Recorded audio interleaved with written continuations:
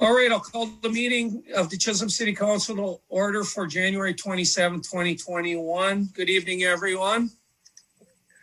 Margaret, could you take roll call, please? Councillor Halverson, absent. Councillor Mikolaraha. Present. Councillor Fountain. Here. Councillor Lance. Here. Councillor Vaki. Here. Mayor Champa. Here. Adopt the agenda. Margaret, can you help me out with this? Is there anything else we need on here? I know we got some documents that weren't quite done yet that are in the email and stuff, but did I miss any? Is everything on here? I believe so. Okay. Council, motion to adopt the agenda as presented then. I'll make that motion, Mr. Mayor, to adopt the agenda as written. Support. Okay. By Cheyenne. Okay, motion by April, second by Cheyenne. All in favor, Margaret? Councillor Halverson, absent. Councillor Mikolaraha. Aye. Councillor Fountain. Aye. Councillor Lance. Aye. Councillor Vaki. Aye. Mayor Champa. Aye. Great. Agenda is adopted. Pledge of allegiance, everyone. I pledge allegiance to the flag of the United States of America and to the republic for which it stands, one nation, under God, indivisible, with liberty and justice for all.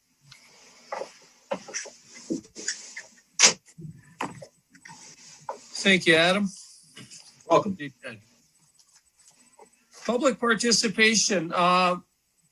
We have Laura and Robert, I think, are both here from Five Bugles to talk about public safety building. Good evening, folks. Good evening. So yeah, we just wanted to come back on and I'm again, my name is Robbie Krzyzewski. I'm the Director of Emergency Services for Wendell Companies and Five Bugles Design, and with me is Laura Eisnagel. She's the project lead for us on the architectural side, and working with all of our teammates to get this project kind of to a point where we can get it ready and out to bids. So just a little bit of update since we last talked to you. You know, I think we've been meeting quite often, probably bi-weekly, sometimes weekly, on the entire project. We're working on that construction documents package, right? So we're putting all the details into everything, getting everything buttoned up, working a lot with various other entities from the city. You know, today we had a meeting with the technical, the IT portion of it. Meeting with everybody on various things in regards to the colors of the facility, to the door hardware, to the plumbing, to the electrical, to everything. So a little bit of update. We have a 95% review of those particular plans scheduled for this coming Monday, where we'll just do a page turn of those. Go room by room, basically look at every space to make sure every outlet's where we want an outlet, or a data jack is where we want a data jack, and basically go through the last chance with the owner and circle through every space. And then ultimately, really the intent is to take those comments from Monday, incorporate them into the bid documents. Internally here at Wendell, we're shooting for the 15th. There are a few things that are hanging out there, like I just said, we just met with IT today, so depending on how that kind of spins around. I do know I talked to Bill this morning, and there's some other items that we need to firm up with in regards to the grant money received from the state, and just kind of work with all of that stuff to get a good date. I would say February 15th, we're shooting for. It might go into the following week, or, overall, I think, in the scheme of things, if you're, March 1st for sure, this entire package will be done and ready to go for bid. Ultimately, I'm assuming, Mayor, that the council would have to talk that over and give us the blessing at that particular point on when and where they want to go to bid. But that's kind of where we're pushing forward. And then after that, the ball will kind of be in your court to tell us, what to do next and kind of go from there. So typically in the bidding process, we put it out for 3 weeks, get bids, in the contractor's hands. We work with Scott, your owner's rep on that. He's been helping us out on the front end. Put that out on the street, get bids back, in the scheme of things. Again, it's your schedule, but there's no reason why we couldn't get bids by the end of March and have a good idea of where this total project would cost the first week in April, and then ultimately go to you all for approval on those bids. So yeah, we just wanted to get in front of you and just give you a little update. Laura, did I miss anything, or? I think that's covered it. Pretty much that's where we are. You know, just a chance for you to ask questions if you want to, but again, if you want us to put on a future agenda to, you know, do a presentation on floor plans and stuff, I think Monday what we'll do is we'll bring a set of documents up, just a hard copy, and maybe we'll leave them at City Hall and Bill can put them in there. So if you all wanted to see what we were up to, you could swing in there and grab them and take a peek at them yourselves, or however you want to go about it. But I do know some of the councilor members, you know, Adam, you've been to quite a few meetings and that's great. So there's been some participation on that end, and it's worked out well. The process is going pretty good. Robert, could you go through the process with me? I didn't get I listened to a little bit how you were going to do it in the last meeting I was at, and I know I got a couple of emails here, but how are we going to do that? Could you just tell the councils? It'll save us all some reading. Yeah. So you kind of chopped out there. Did you say the bidding process? No, the 95% process. How we're 95%. Yep. So we held it in a couple different places. Yeah. So basically on Monday, we're going to meet at, Laura, correct me if I'm wrong, but it's the local college up there, the technical college, someplace with a little more technology, so we can bring in more people. You know, they're only allowing 8 people in there. So we're going to meet there, bring in some folks via Zoom. We're going to have 8 of us in the room, essentially go through every drawing and every discipline, right? So like our first meeting's the mechanical, and then we'll go into electrical, and then we'll go into plumbing and go through every page. With the 8 individuals, and Laura can read off their names. I know she's got the list of the 8 that are allowed into the room, and essentially go through that. And then we'll have a meeting, same on architectural items. Again, go through every page. That one won't be as daunting because we've talked a lot about the things that go into it as far as the architecture. You know, the interior finishes we've gone through, door hardware we've gone through, casework we've gone through. So architectural might be a little lean because we've met on all of those. And then ultimately the last meeting will be in regards to site and civil, and just going through their set of documents and looking at various other things. And again, it's that shot to look through the pages and make sure, you know, we got everything covered that we want. And then we will take those comments and you know, address them over the course of the next 2 weeks and finish this up. We are ISO certified firms, so we have quite an extensive list of QA/QC that we have to go through per our ISO standards. So we'll be doing a lot of checks and balances here over the next 2 or 3 weeks. But, you know, like I said, we're shooting for the 15th. I think it might drag into the week after. No doubt we will be done by March 1st. And then ultimately, like I said, it'll be up to all of you when we put it out on the street. We won't put it out on the street until we get direction from you. Thank you, Robert. Yep. Council questions for 5 Bugles while they're on tonight with us? Mr. Mayor, you guys hear me okay? Yeah, go ahead, Travis. Sorry. All right. So this meeting on Monday, how much change, I guess, is going, you know, is it good, or input is going to be allowable? Like, is Scott going to be there? Is, you know, who, I don't know who's all going to be there, but I do plan on being there in some fashion. But I'm not going to lie to you. I don't know if I can vote for this with the number we're at. We had our bidding discussion last week, and I mean, without getting into it, I don't know that this is the right thing right now with that big of a price tag on it. So I have a lot of concerns, and I want to see if, you know, is there opportunity for movement of, you know, taking things out, or maybe building upwards instead of outwards. You know, I mean, I haven't been involved in a lot of the last couple of months with work, but I mean, and I'm only one person, but after we had our meeting with that bidding with the bonding agent, whatever he was. I'm not sure that I can vote for it right now with the number it's at. So, Travis, let me answer that for Five Bugles. So when we had our last meeting and we started talking about the numbers and tying up the city and a big price tag for 40 years and everything else, it was a really quiet conversation from the council. I sensed that. And we reached out to Scott Sasola, and I got Stephanie involved as well, since she's sort of the special projects person for our administrator. And we're going to have a meeting on Friday morning, the three of us. Larry wants to be involved as well, just to see if we can give the council some options. Scott's very experienced as well. We're quite a way down the road, so to change the outside walls of the building would be difficult. But we're going to look at some real things that might be able to save us money if the end result is we might have to save money. Because I knew how you felt. I believe Adam thinks the building is more expensive than he wants to spend as well.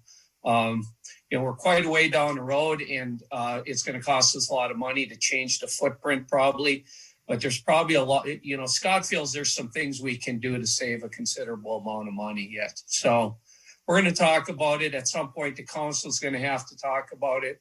And all I want to do is be able to bring the council some numbers of possibilities on saving money. Sure. I So don't even know where the number is going to come in the way it is. It could come in twice what we think it is right now too. That's the worst part.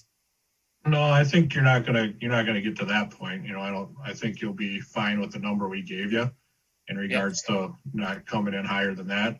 The biggest thing there, I guess, Mayor, if we were gonna head that route, I think it'd be beneficial to have us involved in those conversations. So as you're moving things and talking about different spaces, we could certainly be at the table. Would this be something that maybe we should just kind of postpone the 95% and then ultimately just have us come up there and we meet on Monday about this subject and kind of put our heads together in the room and talk about it as a group? Does that make a little sense too, or what are your thoughts?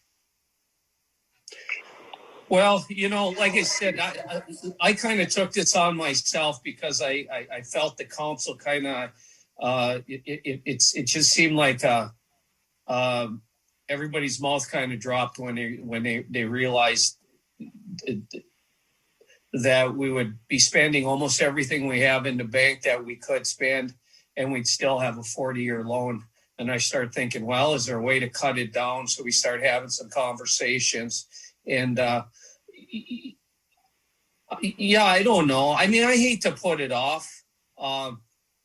Robert, I really do. I hate to put it off because The biggest thing is I just don't want to have the night, if we're having some thoughts about it being too big, ultimately this is your building. I mean, this is your facility. It's just like if we were designing a house and you got the price tag, you'd have to go back to the lumberyard and cut some rooms off, right? If you didn't like what you saw. So I think, ultimately this is your building. If we're having some, and this isn't a big deal in the scheme of things to stop for a little bit and reevaluate, if you feel like we need to do that. I just don't want to keep, like even tomorrow, Friday and Monday, 3 days of work in the scheme of things is thousands of dollars spent, right? So to me, it seems like, and we have the time. I mean, construction season there, we're a ways away from construction season starting up there. So, I mean, we can certainly put the pause button on here starting today and then ultimately talk about it. And I just think if we are going to cut, it'd be good to have Laura and myself in the room just to say, okay, here's what happens if we cut, and this is the change we have to do. Like you said, if it's an exterior wall, removing a room is easy. It's those interior pieces that if we start moving things around, we just want to have the conversation. We can do anything you want. And of course, we want to do it as cheap and as economical as possible if we do change something. But we're more than willing to treat Monday more as a brainstorm to see if there are some spaces that we would want to pull out of there. And I think even in December when we kind of talked about it, I think there was a little bit of nervousness about spaces, and we moved on and we kept going as a group. And so even now, I mean, we haven't put it out on the street yet. So if now's the time to look at it, and if you think you want to change something, let's just put our heads together and have a little shred, sit down on Monday and see what we can cut out of the thing if you want to.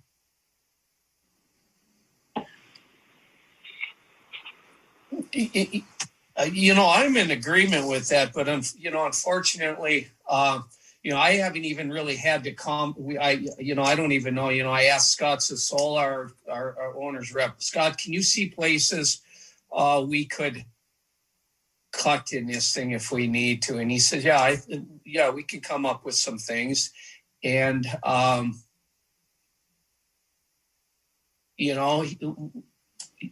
quite frankly, he feels the fire department side was quite a bit overbuilt on it. He feels it's got about 30% more square footage than Hibbing is currently serving with an ambulance crew, and I believe even bigger than what the plan is for Virginia with the ambulance crew, or at least for the fire department. So, I got involved late with many of the counselors in this project. And my first thing I said when I got to the very first meeting is, I don't want this thing to be a Taj Mahal. I don't want any more space than we can afford or that we're going to be using. And unfortunately, it sounds like I'm in the 11th hour, and all of a sudden it seems like this thing is a little bit overbuilt. And I'm not blaming you guys at all. I just, I kind of, in that last meeting when we started talking about finances, and it really, I started getting the sense that the council kind of just, everybody's mouth dropped in. So I started asking questions if there's a way to do it. If we put a pause on that 95%, we'd have to do that as a council.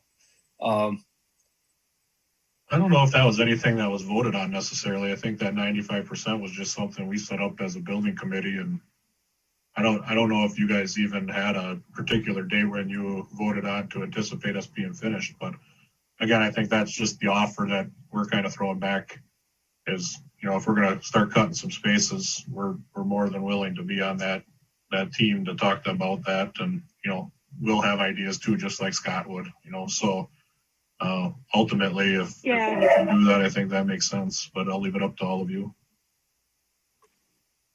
Yeah, and it would be, I would like to be part of that conversation too, just because I feel like I've covered a couple gaps with personnel changes on all sides of the table. So if I could be there, even if I just listen, it just might be helpful for me to know, especially if we have to give our design team direction on how we want to change it, or, other considerations. I've been staring at these plans for almost 2 years, a year and a half. And so it would be great if I could be involved with that conversation, while I'm saying with Scott and with all you all to cut those, if you're going to cut spaces. Yeah, I don't know what to do here because, like he said, I was just meeting to see if there were last minute changes that could be made if we needed to save money here. And, I'd have to ask the council at this point, because I was going to sit down with Scott and Stephanie on Friday. And so that doesn't, I have to reschedule that then as well. So I'm not against Monday either, but anybody want to chime in? Did you think the building was too expensive, council? Well, Mayor, if you don't mind, So I think one thing that, I was getting turned about, so when we started the conversation to start with, we were talking about $7 million buildings. In my mind, I've never built a building. So I'm kind of thinking groundwork, everything included, projects done, we're about $7 million. So now we start growing back into like the 9 million range. I think there's probably a lot of things that we, COVID threw a huge wrench in this, things turned when we rebid or re-looked for the architect and what we were going to do. And we never had the conversations of what the past committee did as far as what they were laying out. And I think I do have a lot of questions, like maybe we could do this instead of that, or why aren't we building up and having a smaller floor print? Something that the last committee didn't want to have. as far as under my understandings. But I think we should treat Monday as that, questionnaire instead of a 95% meeting. We can sit down and we can throw these off the wall. And I do find it very hard to do over these Zoom meetings. You got 15 different screens and people are trying to talk. Maybe we need to go to the top floor of City Hall where we can all get together and sit and, speak in person so it doesn't take 8 hours. But, I do think that there's, we're going to have to look at something, and it's definitely not Five Bugle's fault. I've been very active, and I wanted to be, and I thought the whole council should be. And that was when I brought up that we need to relook at moving forward with Krause Anderson, that we should be working with the architect. I don't think the whole council was as engaged as it should have been to know all these answers. And then if everybody wants to join in on a 95% meeting where they weren't involved in the last 5 weeks of meetings, they don't know what's going on. It's going to take a long time to try to get through those questions of back and forth, where if we met in person, we could deal with this a little bit better. But I think that there is probably things that we need to cut. I wouldn't agree. I think everything on the fire side is needed, whether it's, too much, maybe it is. There's a lot of shared services in there. So, it's just, we got to look at what we need, and have to have, but this project needs to go forward. It's dangerous where it is. We definitely need to get our heads together and find a solution. I guess, Adam, that's my concern as well. I did this 20 years ago, and when we got right down to it, we couldn't build the building. I didn't campaign on it like a couple of my council people did, but I want to build it. I think we need to build it this time. But like you said, I looked at if we're going to be borrowing nearly $3 million, using almost everything we got in the bank, I think we're a little bit too high. Scott was willing to talk about and bring forward some discussions. I think Robert and Laura should be in the meetings as well. It's really hard to try to arrange this in this format here. It'd be much easier for me to do this. How's the rest of the council feel? Like I said, to start it, I'm just trying to find some ways of giving us some options here. If we feel this thing is too expensive, I guess is the start. And I personally do believe it is. I believe it's $1 million too expensive, maybe more. Mayor, can I ask a question? Yeah. Yeah, would it be a question for Robert, probably maybe Laura?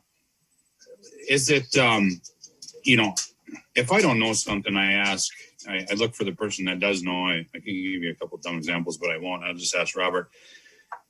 Would it be appropriate, Robert, to ask you where we could save money? The best value, the best way to save money and still get a good building, way to streamline things, being that you're the expert, that we hired you to do that service, that type of thing. When I'm speccing a grader, say, if I don't know, I go to the experts and I ask them, and they tell me, well, you don't really need that because you live in Chisholm and you don't have hills, so you don't need 6-wheel drive, and you don't need this and you don't need that, but you should add this. And I just go to the expert every time, and I wonder if you could give us some advice on what we do need and what we really could go without, maybe, and where we can really cut money. Yeah, I think, Larry, you're spot on there. And that's kind of why we want to be involved in that decision on Monday, is basically, if we know that meeting's happening Monday, Laura and I, tomorrow and Friday, will start brainstorming, right, on more things that we think could be taken out, start comparing to some other departments. And really, there's going to be a talk about square footage. If we think it's too big and we've got some areas where there's too much square footage, the best place to cut costs is to cut square footage. So those types of conversations, though, really have to come from the end user, of the facility, the fire department, the police department. Are we taking 5 feet out of the training room? We got too many bathrooms. Do we got too many offices? Those types of conversations need to involve you just as much as they need to involve Laura and I and Scott and anybody else. So we'll definitely come to the table with a bunch of ideas and how to make it happen. What I want to make sure in our thinking is, how best can we do this so it's not costing dollars to make a bunch of changes as well. So what's the easiest way to come about this to cut square footage? And maybe there's an easy way to do it, and maybe there's not. Maybe, Adam, maybe we do go up and do 2 stories. And I don't know. I think at this point, if there's enough concern it's definitely something that, I think on a Monday, we come up in person, we put 8 of us in the room, and maybe we can get a couple people on Zoom just to listen in, and ultimately go from there. To be honest though, if we have this conversation, we can cancel the meeting on Zoom and we can go anywhere you want, and we'll just bring 2-3 sets of full plans up, and it'll be, a lot of conversations and a lot of tracing on paper and coming up with ideas is what it's really going to come down to. So, more the merrier. I do agree a little bit with Adam. I think, if we keep that same building committee, and if that's our task at hand, we got to come up with some ideas, and then ultimately we could present those ideas to the entire council. So I think, you're right on, Larry. We would definitely help you out in that matter. So that's our job. That's why we're here. Marty, Cheyenne, you got any feedback? You 2 of you are kind of real late to the table, just getting on the council, but you did get to sit in on the numbers last meeting. I have a question. Go ahead, Can Marty. you hear me? Yeah. So is the scope fire hall and police only? This is not including city hall space, right? It's just fire and police only? Correct. Okay.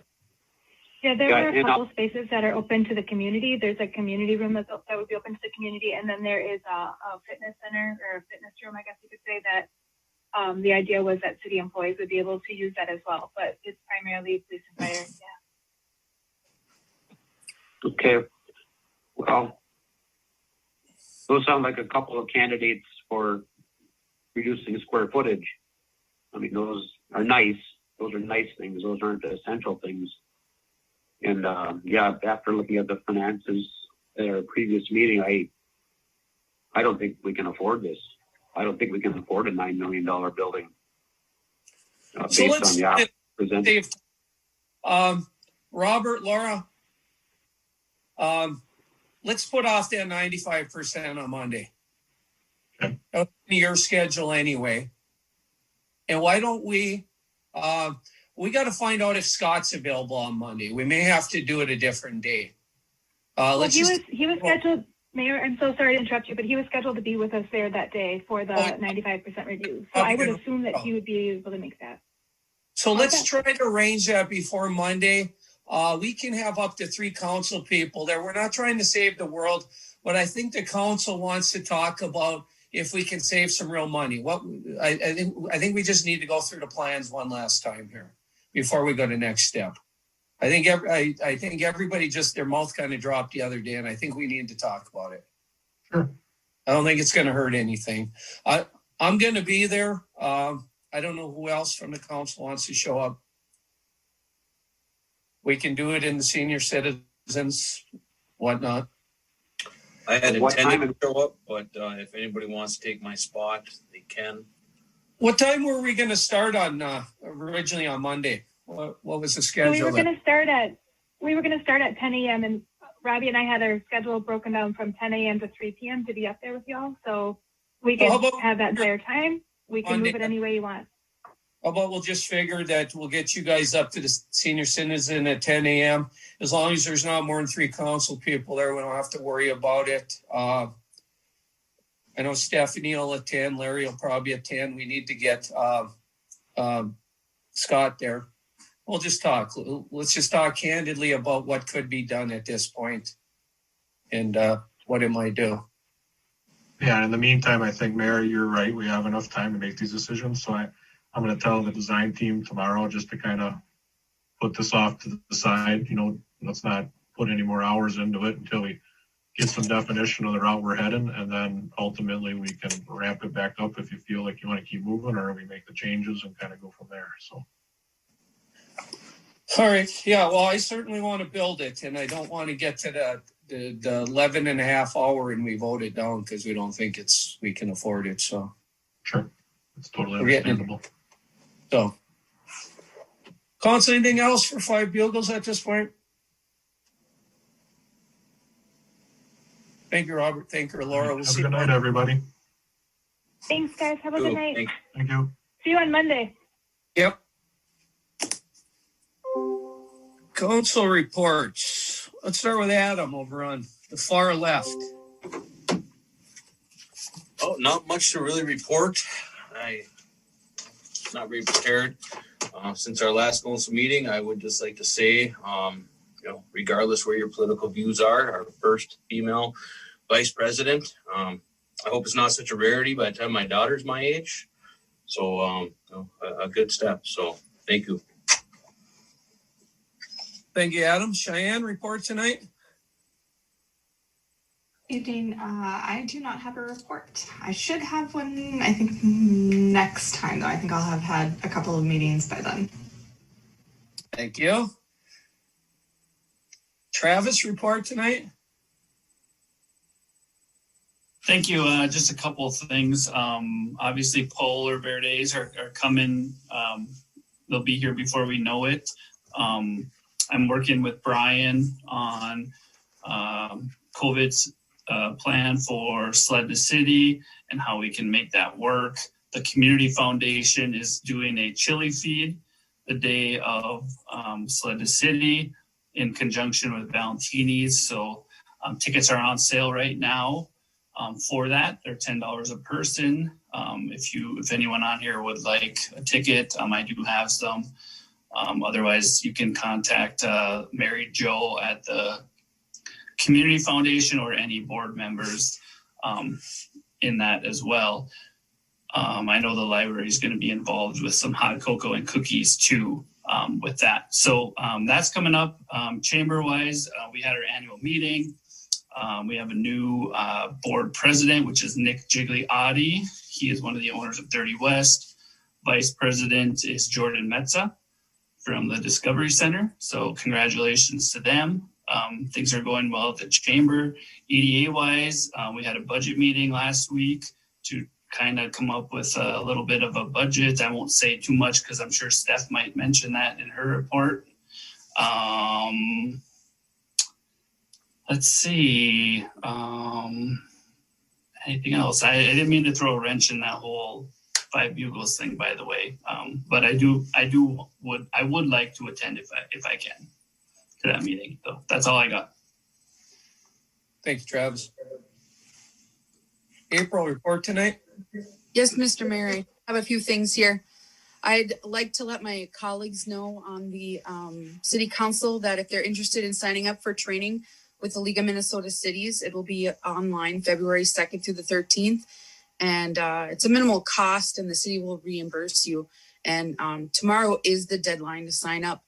I also wanted to thank all of our frontline workers.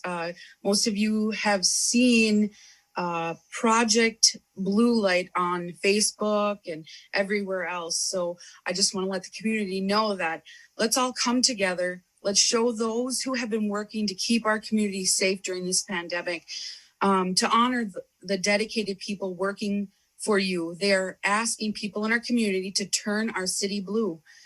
You can place a blue light on your front porch or hang blue lights to honor those frontline workers working day and night. And it's sponsored by the Minnesota Public Health Department.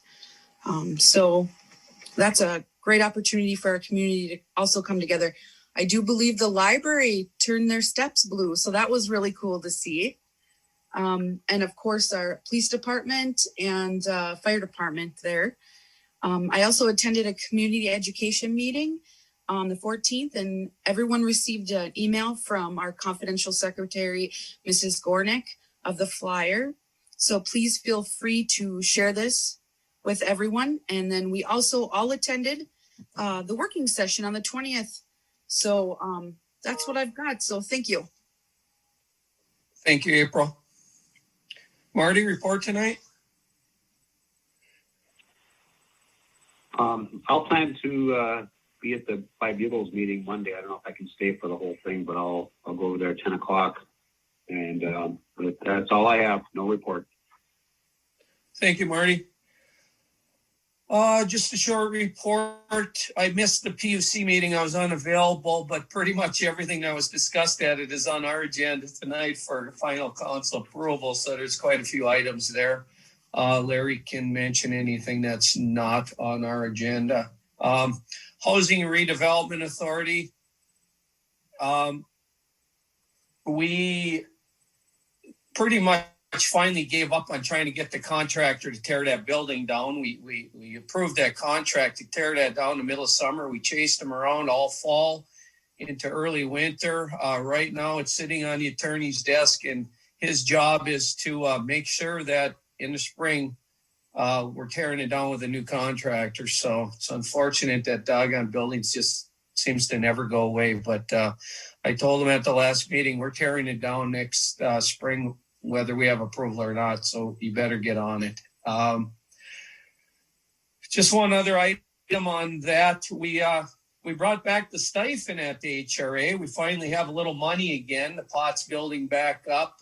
New director's making some good decisions, getting things done. And we appear to be moving in the right direction. So we did bring back the $50 stipend for the board members. And we do have one opening left. We do have two, but we'll be filling one tonight. So looking for another candidate. So I'd love to have another one. It's a fun board. Meetings are short. They're usually less than an hour. So, and we are meeting in person. So that's all I have.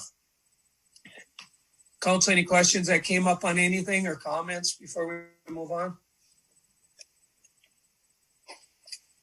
All right, we'll move on. Building official, Mandy, good evening.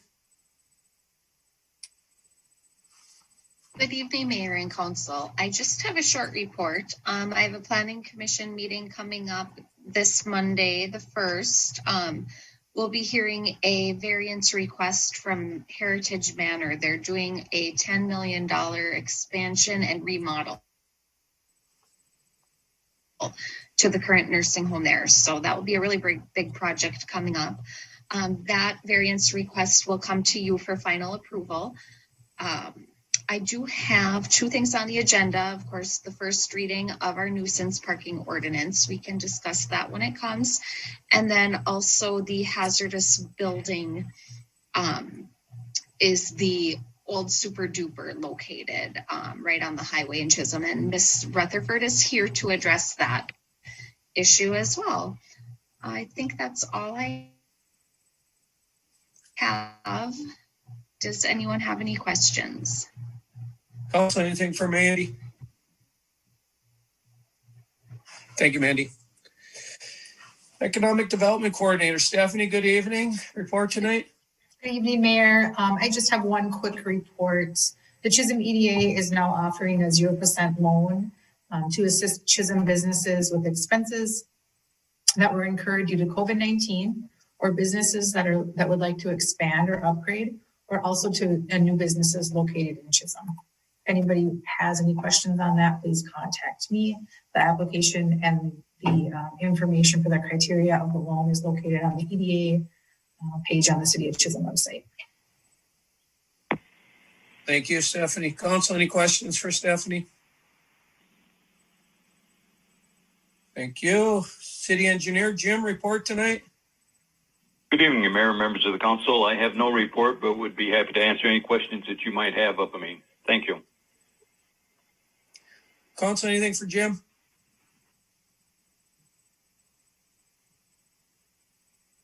Jim, just FYI, when we get to this item on the assessment stuff, I'm going to lean on you a little bit.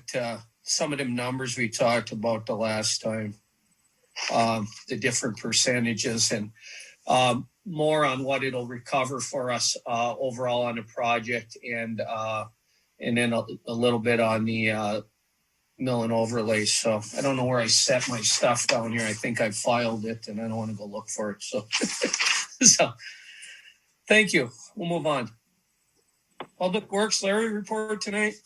Evening, everybody. Just a few things. I got some stuff in the council packet, so I'll just try to be as brief as possible.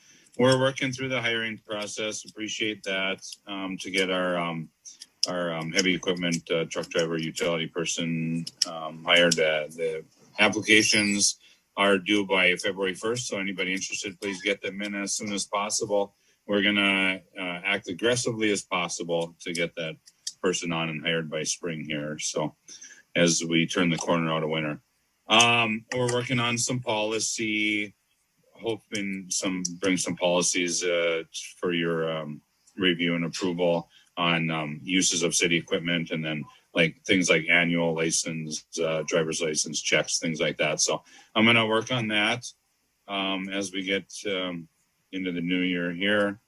The janitor position, seeking out help for that as well, hoping to come up with a modern job description and get that person on by May 1st, like we talked about. We put our V plows into service, myself, the employees, our dedicated employees down at Public Works, that they can't thank you enough for finally getting them the right tool for the job. You have a $300,000 loader, but without the $25,000 V plow, it just truly is not. It's just not worth the money, and it's just one of the best purchases we've made yet. And even my guys, thank you. So I really appreciate council support and approval on the V plows. If you've noticed your alleys, they're just amazing compared to what they've been since the minute I started here. So appreciate that, everybody. And then the blue light project. We really tried to participate with the Ironman, and I knew it would be a challenge, of course, and I knew it was going to be a challenge, I would say, to get some blue up on the Ironman with a rust color.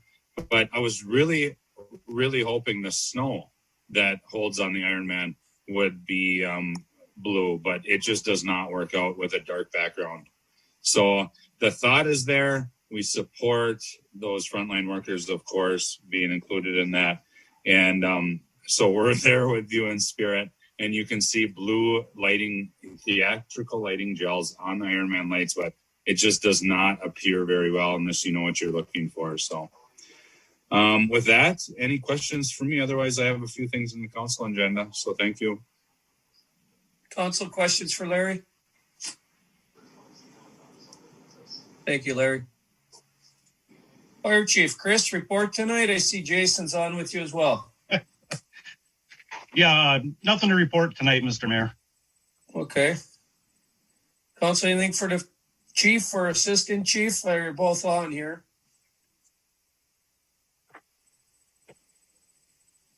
All right, thank you, guys. Library, is Katie on tonight? I didn't notice her yet.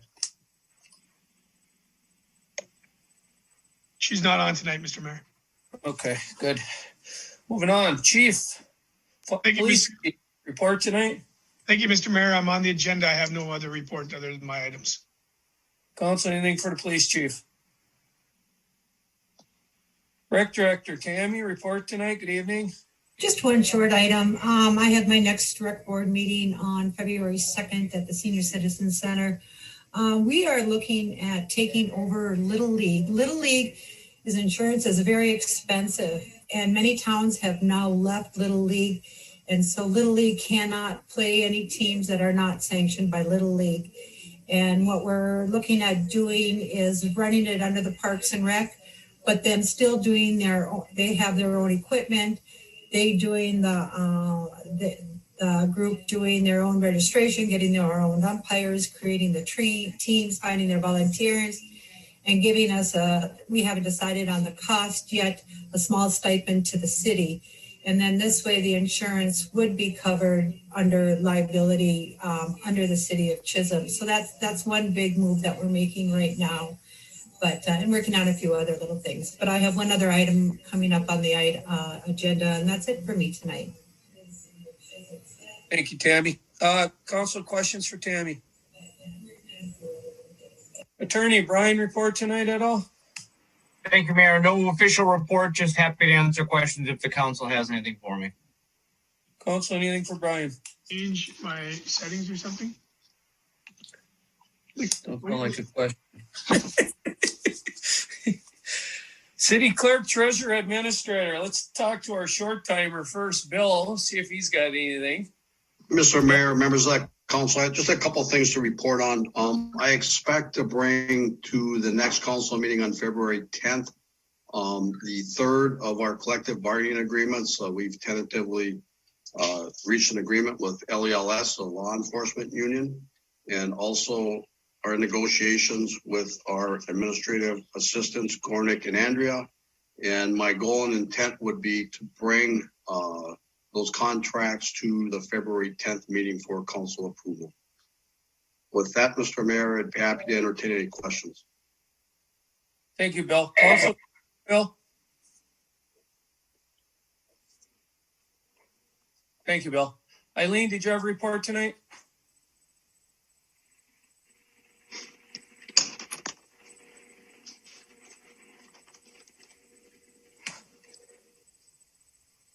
Eileen, did you have a report tonight? If you're talking, your volume's off.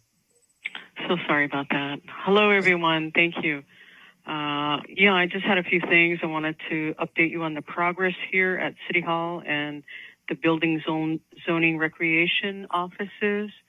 We got glass installed this week and everything is coming together. It looks really nice here. We're doing some painting, so it's really transitioning and everyone is excited about the changes. Very positive environment. I wanted to mention to all counselors that you do have the option to send me your request to register for any training offered through the league. I can register you online and we can pay via invoice. Just wanted you to know. Also, in the next coming council meetings, I'd like to be presenting a plan to do budget adjustments. It's something that we haven't done in the past, and it's something that we really need to do, something we need to initiate so that our budgets are recorded and assessed appropriately. So I just wanted to mention that, and I'll certainly work with Bill and other important, relevant players in that process. That's all I have. Thank you. Thank you. Council, questions for Eileen?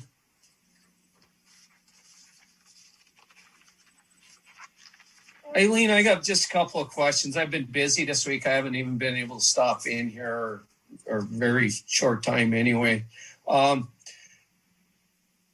Obviously, the reason we're doing the whole remodel up front and in Margaret's area and putting glass up and stuff is so that we can open City Hall back up. So we're going to want to keep everybody in a loop on that so we can hopefully in short order start talking about what our plan is to try to get it opened up. It'd be nice to at least get the front part open for now. That's a big spot for our residents to come in and pay bills and stuff and ask questions. So even more so than Margaret. So we'll have to figure out when we're going to get that on the agenda to try to talk about opening that back up. And I suppose we'll have to put together some type of a COVID plan as well. But we'll let everything get done. I know Larry's painting and you guys are rearranging everything. And so let's get done and we'll open it all up at once and be ready to go. Great. Yeah, thank you. Council, anything else for our acting administrator? All right. Thank you, Eileen. Consent agenda. These are the items. Why do I always say that? I used to have an asterisk next to it back in the day. Consent agenda. List of bills, communications, which are the Airport Authority minutes, Public Utilities Commission minutes, fourth quarter 2020 ambulance report, minutes of the previous City Council meeting, the approved minutes, which are November 12th, 2020 working session, December 3rd, 2020 working session, December 17th, 2020 joint meeting with Balkan, January 5th, 2021 reorganizational meeting, January 13th, 2021 regular meeting, payroll and overtime. A motion to accept the consent agenda. Mr. Mayor, there's just one correction that we need. Okay. Page 18 for January 13th meeting for resolution number 0121-11. We just need to change who second the motion. Let me catch up to you here. Sounds good. Say it again one more time. So page 18, resolution. Yep. Resolution number 0121-11. To accept donations.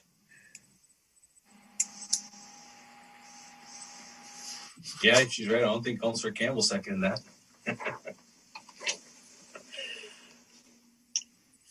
Does anybody recall who it was?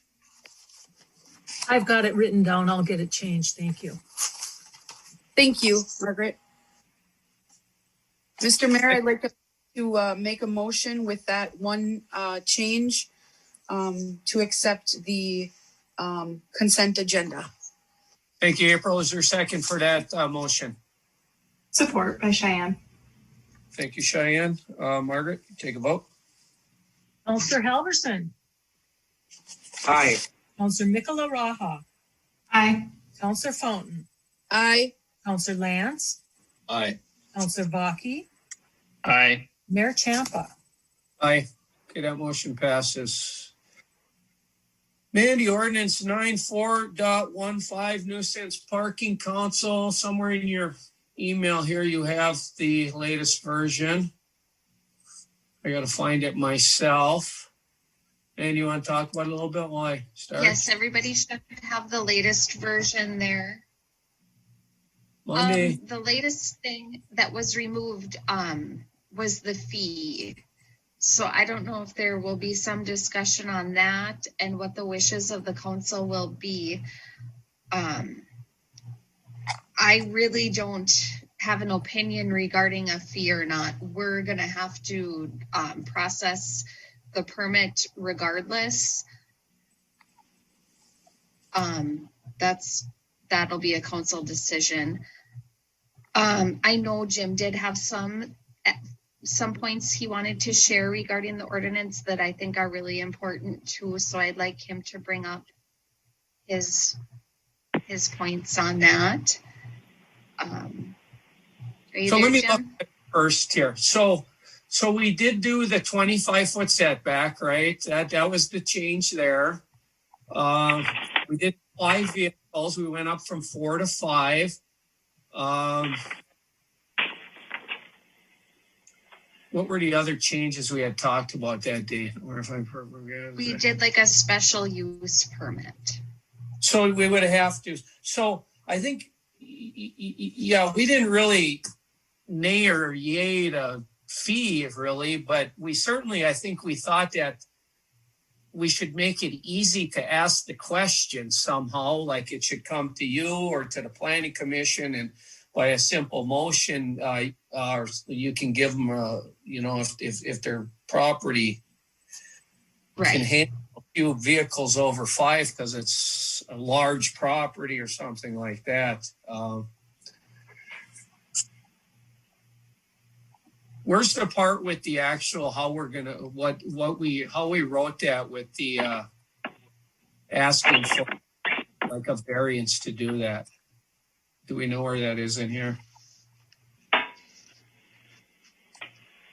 Yep, if you go way down on the bottom is 3, eh?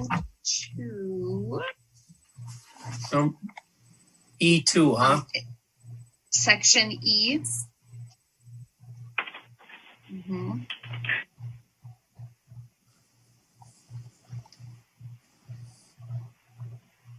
What are we?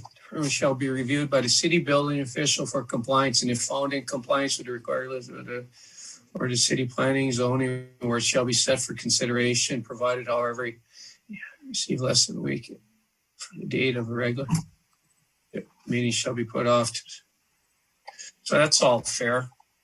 Council, how do we feel about this? Normally when the word fee comes up, there's a reason the word fee comes up, and that's everybody's going to put in the application to store more than 5 vehicles. It's sort of like a variance. Everybody wants a variance, but if you have to pay $100, you don't go get one unless you think you're going to get the thing. I'm not in favor of a fee, but that is the concern always. Playing devil's advocate. Currently the fee for a residential application to the planning commission is $125 and commercial is $400. So just so everyone knows where that sits. Yeah, I don't, to me, when I look at this ordinance the way it's written right now, I look at it that this is a really good ordinance for somebody that has, say, 2 lots, 50 by 125, because you have a couple of cars, a couple of trailers type of deal. So I would, if somebody had 4 lots or something and needed another trailer, I would hope the planning commission would allow them to. That would be my hope. I would hope that if they had 3 lots and they asked for 3 extra trailers, that you'd look at it a little bit with a little more scrutiny, because now all of a sudden we're creating a lot of extra.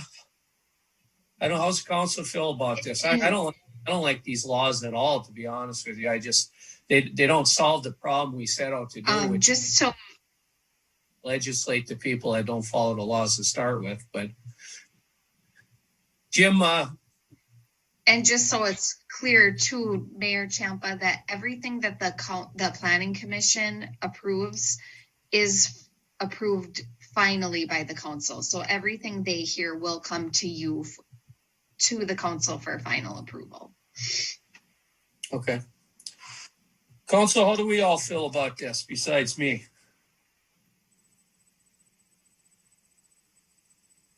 Adam, Travis? Mr. Mayor, this is Councilor Vaki. I don't, I'll reiterate what we all already know, and that is that this is almost an impossible ordinance. I don't have any issues reading it myself. I know that the fee was a part that there was some concern about. I'm not against not having a fee for it, but I also don't want it to turn into Vern's daily job if nobody fills out an application, to go around and have to tell people that they need to fill the application out. So that would be my only concern up to this point. Otherwise, I don't have any current issues with it. Anybody else? We'd be looking at this as a first reading if we're all in agreement on this. And after we do that, there would, next meeting we'd vote on, I believe, Brian, let me know if I'm wrong, but we'd look at this as a first reading. We can make changes today. Next meeting, we vote it up or down as we agree right now. Like I said, I'm okay with it. I think if Brian's already looked at it, he's worked on this, so I'm assuming this fits in his ballpark. I don't know how the chief of police feels about it. If it looks like he can enforce it, at least he has the number. There's only supposed to be 5 vehicles unless they have a piece of paper and saying something different. Mr. Mayor? Yep. Mandy, can you explain what a variance is? Is that just a permit? Can you explain the definition of that? A variance is actually a request to vary what the current ordinance reads. This really isn't a variance. This would be a special permit that's set in the ordinance. A variance is actually, a good example would be a setback. If somebody couldn't meet a 25-foot setback to build a garage and they were requesting a 10-foot setback instead. Variances are usually approved on hardship basis only. This really, the Planning Commission does hear and approve variances. However, this really doesn't fall into the category of a variance. It's more of a special permit that the Planning Commission would hear. Thank you. Brian, You're welcome. Question for you. I mean, is this okay to do with the way we want to do it? I mean, like you said, I want it to be kind of simple where, Mandy comes up with some type of form that basically says permit to vary from resolution, whatever this is, or ordinance, whatever it is, whatever number it is. And it's for the specific purpose. And we basically bring it to the planning commission. And if they say, yeah, it's okay for you to have one more, then it comes to the council, we do it as well. And it becomes permanent record in their file, basically. Can we do that? And Mayor, if I may, I'll make a couple of comments about just what the intention of the drafting was. So a couple of items. Technically, what we're dealing with here isn't really, and I think Ms. Galley hit it. It's not technically a variance because the statute that you're looking to deviate from contains a process to deviate. It really is just kind of a permit. The whole idea was we would set a clear, bright line standard that everybody would know. It's 5 cars, 5 vehicles, 2 cars in a trail, however you work it. But that there would be an ability for each citizen to make an expanded use of their property. But in order to do that, they would have to let the city know that they had a plan to keep it within the character of the neighborhood where they exist. So when they submit an application, they've got to get details about how they're going to make sure that this is presentable. They'll present it to planning and zoning. Planning and zoning can do whatever type of investigation or look at the neighborhood in the plan, make sure that everything jives together. If it does, great, they'll grant the permit. If it doesn't for some reason, then they can reject the permit and let the individual, the resident, know this is why. As it relates to the fee, I included some language initially about the fee, but specifically tied it to the fee schedule, which we can alter by resolution. The council could set the fee at 0. The council could set the fee at $10 or whatever was an appropriate amount. The idea of the fee was to make some compensation to the city because Ms. Galley is going to be spending some of her time in dealing with these, and the fee can be adjusted if the volume of the applications becomes a more primary role and starts to bog down some of the production of other work. So we could potentially, if it got extreme, we could use some of that cash to bring on maybe a part-time person to help process those permits. That was kind of the thought of it. But as far as the operation of the permitting procedure, that was the thought behind it, is just to make sure that the residents are working with the city through the planning and zoning department or commission to make sure that we're at least given an idea that there's some measures taken to help these the properties and the storage of these items look appropriate as it relates to the rest of the neighborhood. Thank you, Brian. Council, if like I said, I'm okay with the ordinance. I think we're close on it. I'd make the recommendation we look at making this a first reading. We motion and support to accept the first reading.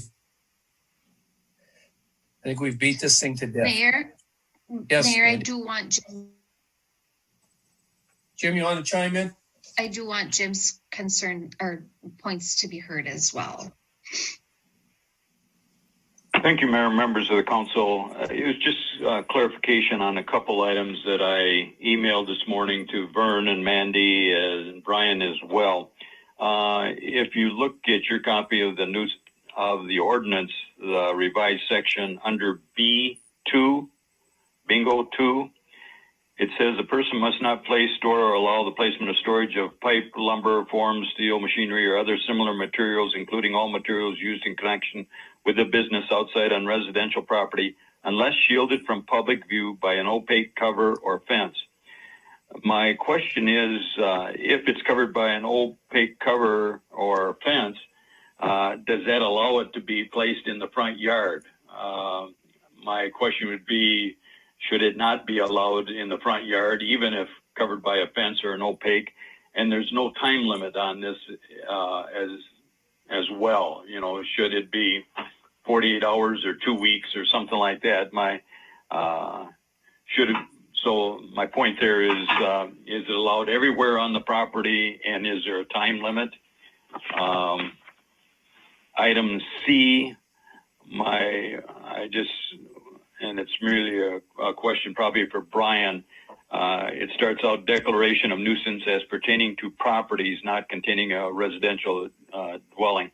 and I wondered if we should include the word residentially zoned properties before the word properties in that title. It does talk about residentially zoned properties in the second sentence, but it's a question of applicability.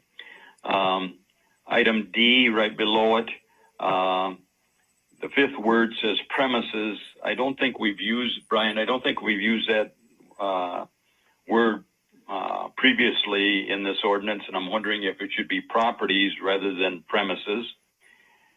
Then right under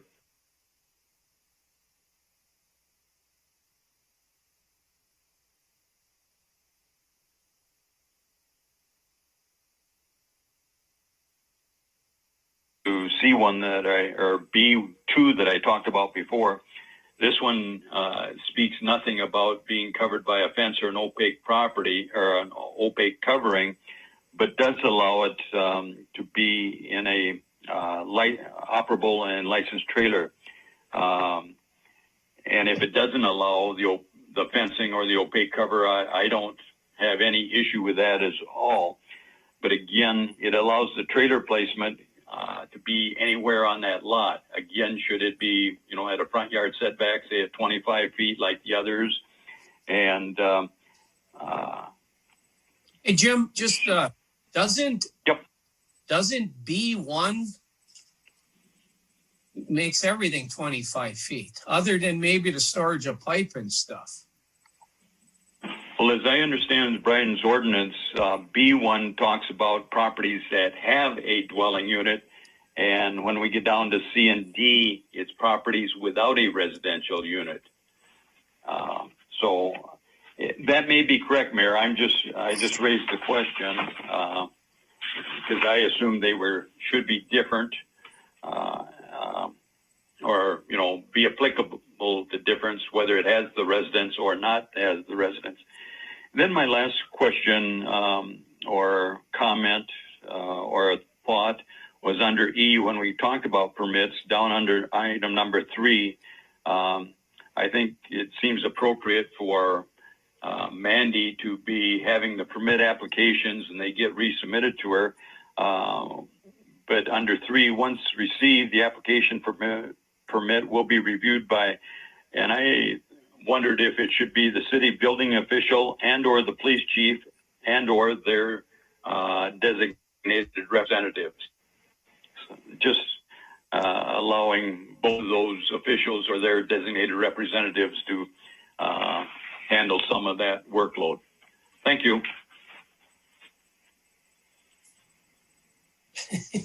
I don't even know where to start with that, with 20 new things. Council, I think we should take this as a first reading, approve it. If we see problems with it, we'll make minor adjustments as we go. I think we solved the problems we set out to do. The only concern I have there is if we added them pipes to make sure they've got the 25-foot setback as well. I mean, like you said, I wouldn't even have this here if it was up to me, because as far as I was concerned, the last law worked just fine. But it's here, so we got to take it up. We got to do something. Vern, could you weigh in on if you're okay with the way it reads? I'm okay with the way it reads. I understand Jim's concerns and all those setbacks and stuff kind of come more on what the building official does and having those, so I can see that being an issue. But Mr. Mayor, I think you're wrong. If we do a first reading now, it has to read the second reading exactly the same, so there can't be any changes. So I would say if Jim's making sense to everybody and we want to make those changes, that we bring it back to the next meeting with those changes for the first reading. Because once the first reading, the second reading, or it kills the thing all together, and you have to start all over. Vern, actually what I said was, we're not going to get it 100% right. And if in 3 months we figure out something ain't working, we can fix it then. I'm good with it the way it is. It ain't going to be perfect. And if you can enforce something, or it's a problem, we'll have to change that line. I think what we're doing, we're trying to bite off too big of a bite here right now, and then, at the last second here, bite off 11 more things here. We got to do something. I'm sorry, I misunderstood what you meant there, and you're right. We can always let it go and see if those are going to be an issue or not, and address them later if we have to. Council, what do we want to do?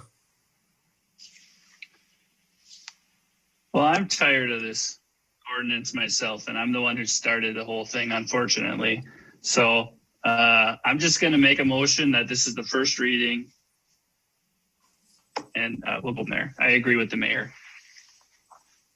Is there a second for Travis's motion?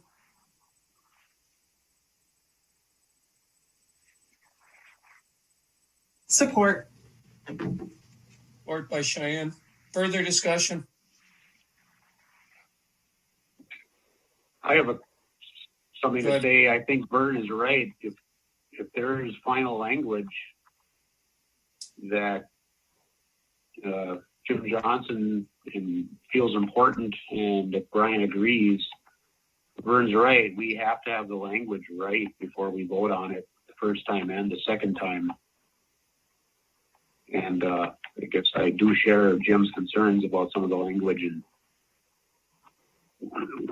I don't know why we would want to come back to this. If we can resolve it now, we'll wait one more meeting and get it resolved, and then the language is good, and Vern's happy with it, Jim's happy with it, Brian's happy with it. We don't have to come back to it and try to change it again. Yeah, but we're going to put them in there, and then somebody else is going to have a problem with the way it's written, and we're going to put it off another meeting. That's the concern. Brian, does everything Jim said make sense to you? They're all reasonable suggestions. It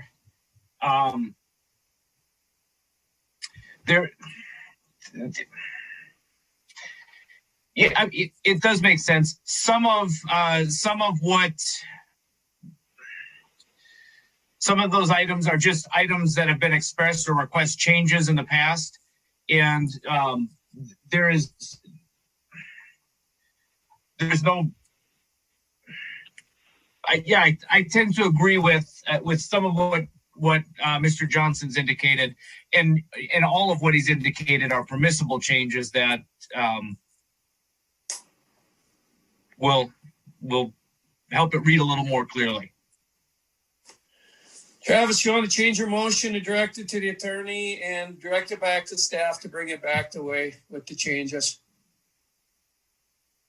Yeah, I'll change my motion to include Jim's language changes. And bring it back. Cheyenne, how do you feel about that? Would amend my support. All right. Council, further discussion? Margaret? Counselor Halverson. Aye. Counselor Mikularaha. Aye. Counselor Fountain. Aye. Counselor Lance. Aye. Counselor Vaki. Aye. Mayor Champa. Aye. All right, that passes. All right, Mandy, resolution 0121-18, order to remove hazardous building. Let me just start. This all started with me a while back. There's nothing that bothers me more than allowing pigeons to live in different buildings around town. So I've been working with Mandy whenever I've been seeing them to try to get something done. We passed a motion before our two new council people were here to actually deem it a hazardous building. I believe that for whatever reason, we didn't get the paperwork done at the time, but this is the paperwork that would be in front of you. It's normal paperwork. We send it out. We require certain things to be done.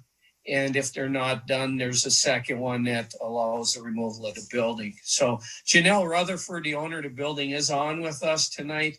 I'll turn it back over to Mandy and Brian, if need be, to just kind of just talk about the process and, what we got here. So, Mandy, you want to chime in now? Yes. As you said, Mayor, you have requested for me to get a hold of the property owner and receive a plan of either renovation of the building or what's going to happen. And I did just receive a plan emailed to me yesterday. So if Ms. Rutherford wanted to share what her plan is for the building to the council, that would be great. Okay, So, that's fair. Go ahead, Janelle. So we've already boarded it all up. We actually boarded the back door up, which seems to be the issue for people breaking into it constantly. There's nothing left. So this will be out in the council meeting notes. So there's nothing left to go in and get. And then we boarded all of the spaces up that were potential places for the pigeons to live. And they're all cleared out already. They cleared them all out at the time. And so now we have a totally vacant boarded up building, and we plowed a snowbank in front of the back door temporarily to see if we can stop whoever is breaking into the building. We're on our second, third, fourth, fifth, sixth set of locks on that back door, and nothing holds. I don't know how they get in, but they never touch the front of the building or the glass windows or anything. It's just always that back door. There's no doors on the building that access the building other than that back one. But I think they boarded it up, and I have pictures if you want me to send them to you, Mandy. They took them. That would be great if you could. Mm-hmm. Yeah, I mean, you can drive by and see it and make sure that all of those pieces are done. And then on April 1st, we're going to go ahead and start renovation. I didn't really realize this was all going on, but I think the address of the county is wrong. As I looked at some stuff from there, I pay everything online, so I never paid attention, but I never received anything until about 2 weeks ago we started working on it, but I never received any mail. But I think now you have my address, so we should be fine there if anything comes up again. Because I would assume I was notified that it was a motion or there was something going on in the city council and that kind of stuff, right? Yes, you were, and I also did email you that information. The one on the city council thing? Oh, I'm sorry. I guess I didn't see that. I thought you emailed me just recently the one piece of it. So anyway, I don't know what else to say. We had a really good offer on that building and we couldn't get it to close. Now I hear that the nursing home behind the hotel is closed. So now there's some potential for development if the hotel can be sold. So I have a question for Mrs. Rutherford.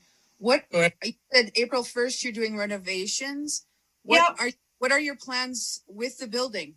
We're going to set up the apartments upstairs first because that's probably the easiest place. And then we don't have any specific plans for the downstairs. We just need to put heat in the downstairs because there was no furnace in it ever. It was heated by the refrigeration, but the upstairs has heat. Does that answer your question? Thank you. Oh, yeah, okay.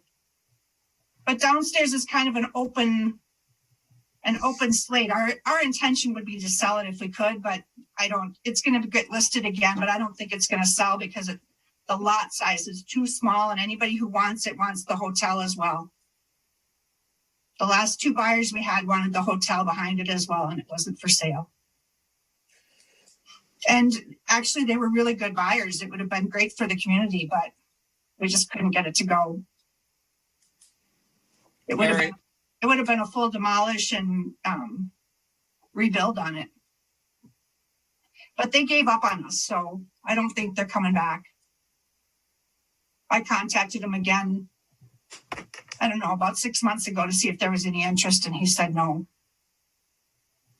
How much is your building? How much would it be for sale for? Yep. I don't have a list price out there right now.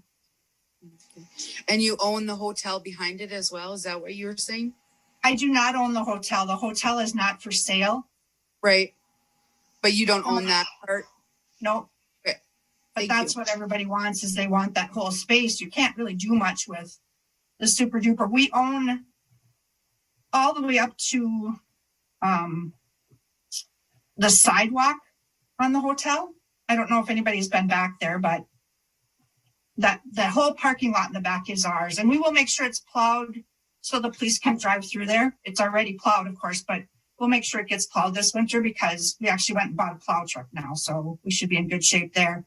And we'll plow it every time it snows. And that way that will keep the area open. And if there's traffic driving through there, we can see the footprints where they're coming from. So can anybody else. Janelle, do you plan on seeing the building have occupancy in the near future? I would think the occupancy would come around June. There's very little renovation that's needed upstairs. You guys, I'm sorry, I talk kind of at a weird angle. I've got 3 computer screens in front of me. So that's probably where it would be at, the occupancy would be on the apartment level upstairs. It needs very little, just some flooring probably. And then it already has a new roof on it. We put a new roof on it about 3 years ago, or we finished the start of the new roof 3 years ago. There was part of it done and then we finished it. And so it's, dry inside now, where before it hadn't been dry when it was leaking, when it was actually open as a gas station. Okay, thank you, Janelle.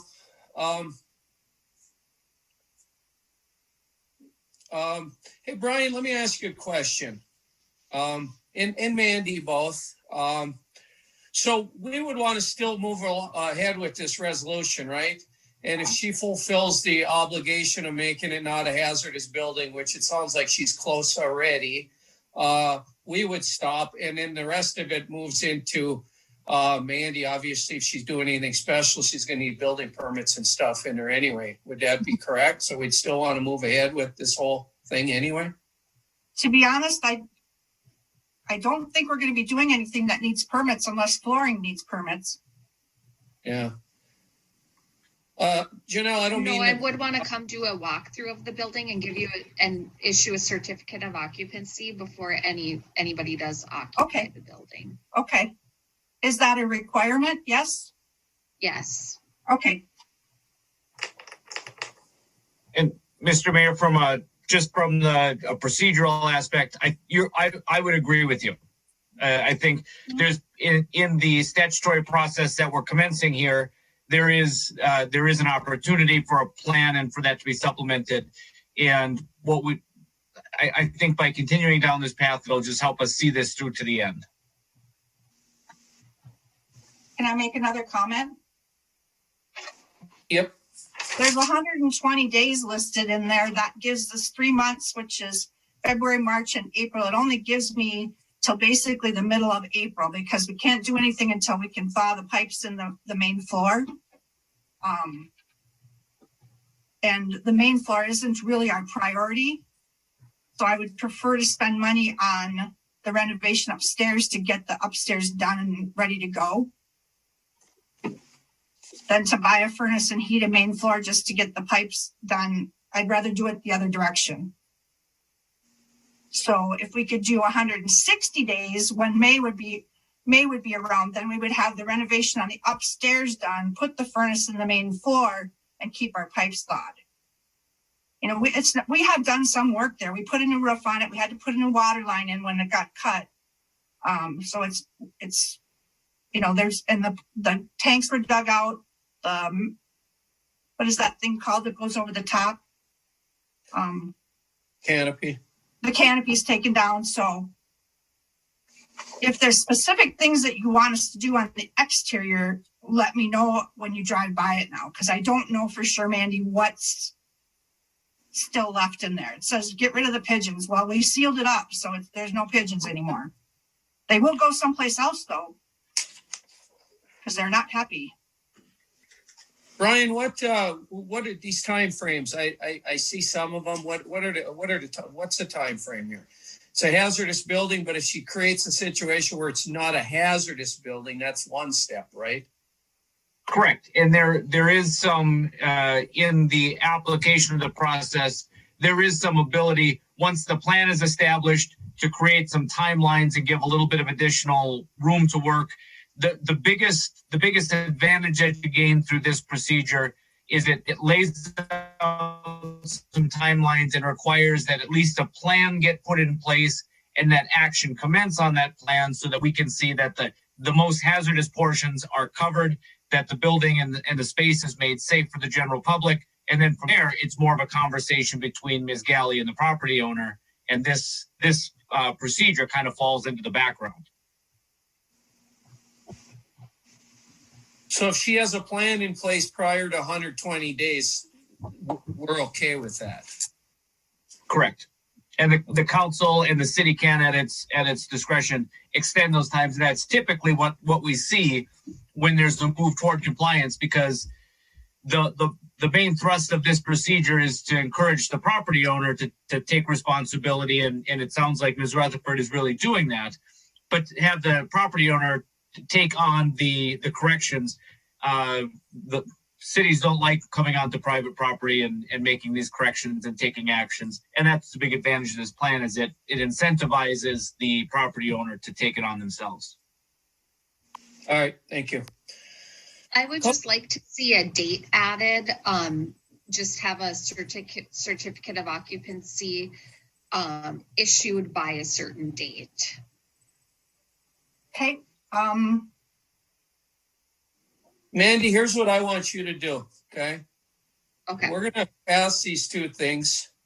And if she brings a plan forward and she needs time, we can take it up, can't we, at that point? She's got to have the plan within 20 days, and if she needs her plan should have some type of certificate of occupancy in her plan. As a matter of fact, should that be within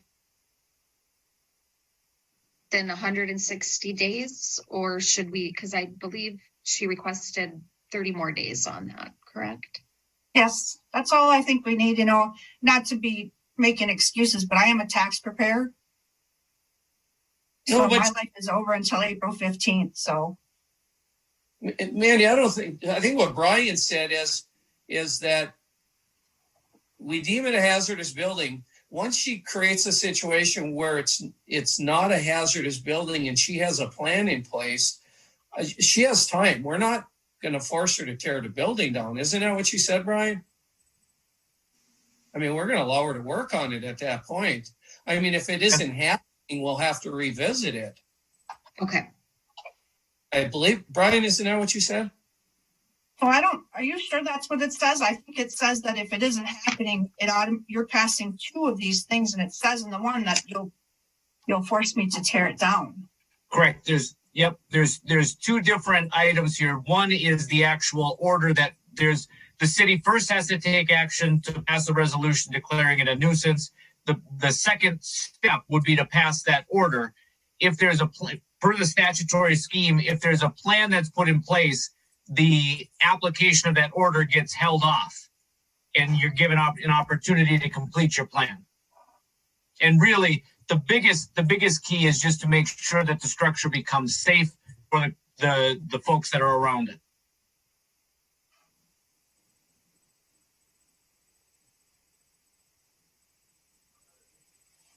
I'm good with that. I mean, I don't have a problem making it safe. I'd rather sell it than put a whole bunch of money into it. 0121-18. Okay, Eileen, not to be disrespectful to Ms. Rutherford, but you can mute her mic and also the council can talk. Okay, so Councillor Lance made a motion to adopt resolution 0121-18. Is there a second for that? Support. Okay, supported by Councillor Vaki. Further discussion?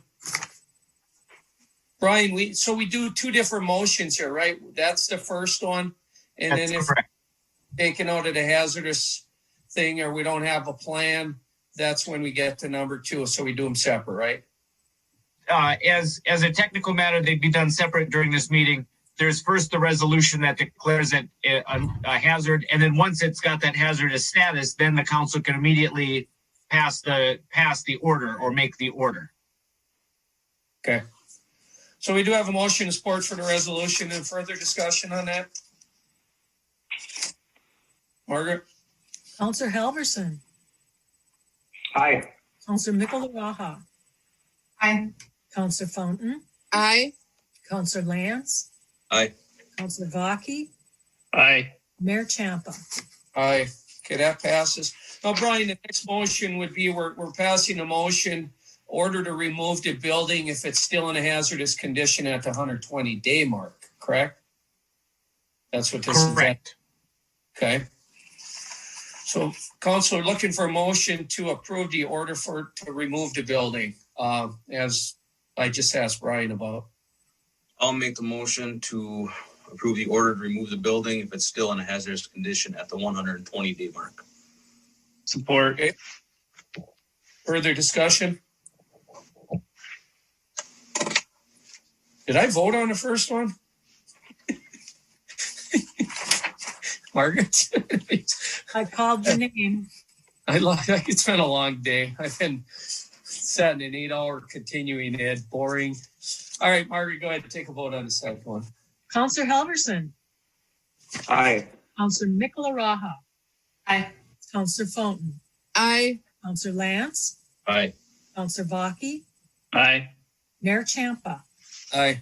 Okay, that motion passes.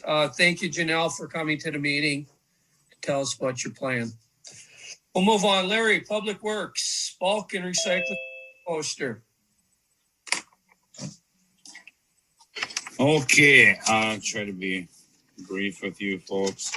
The Balkan site, as you remember from the budget talks there, we were able to get St. Louis County on board to take over our cardboard recycling, which saved the city taxpayers there about $16,000 annually so far.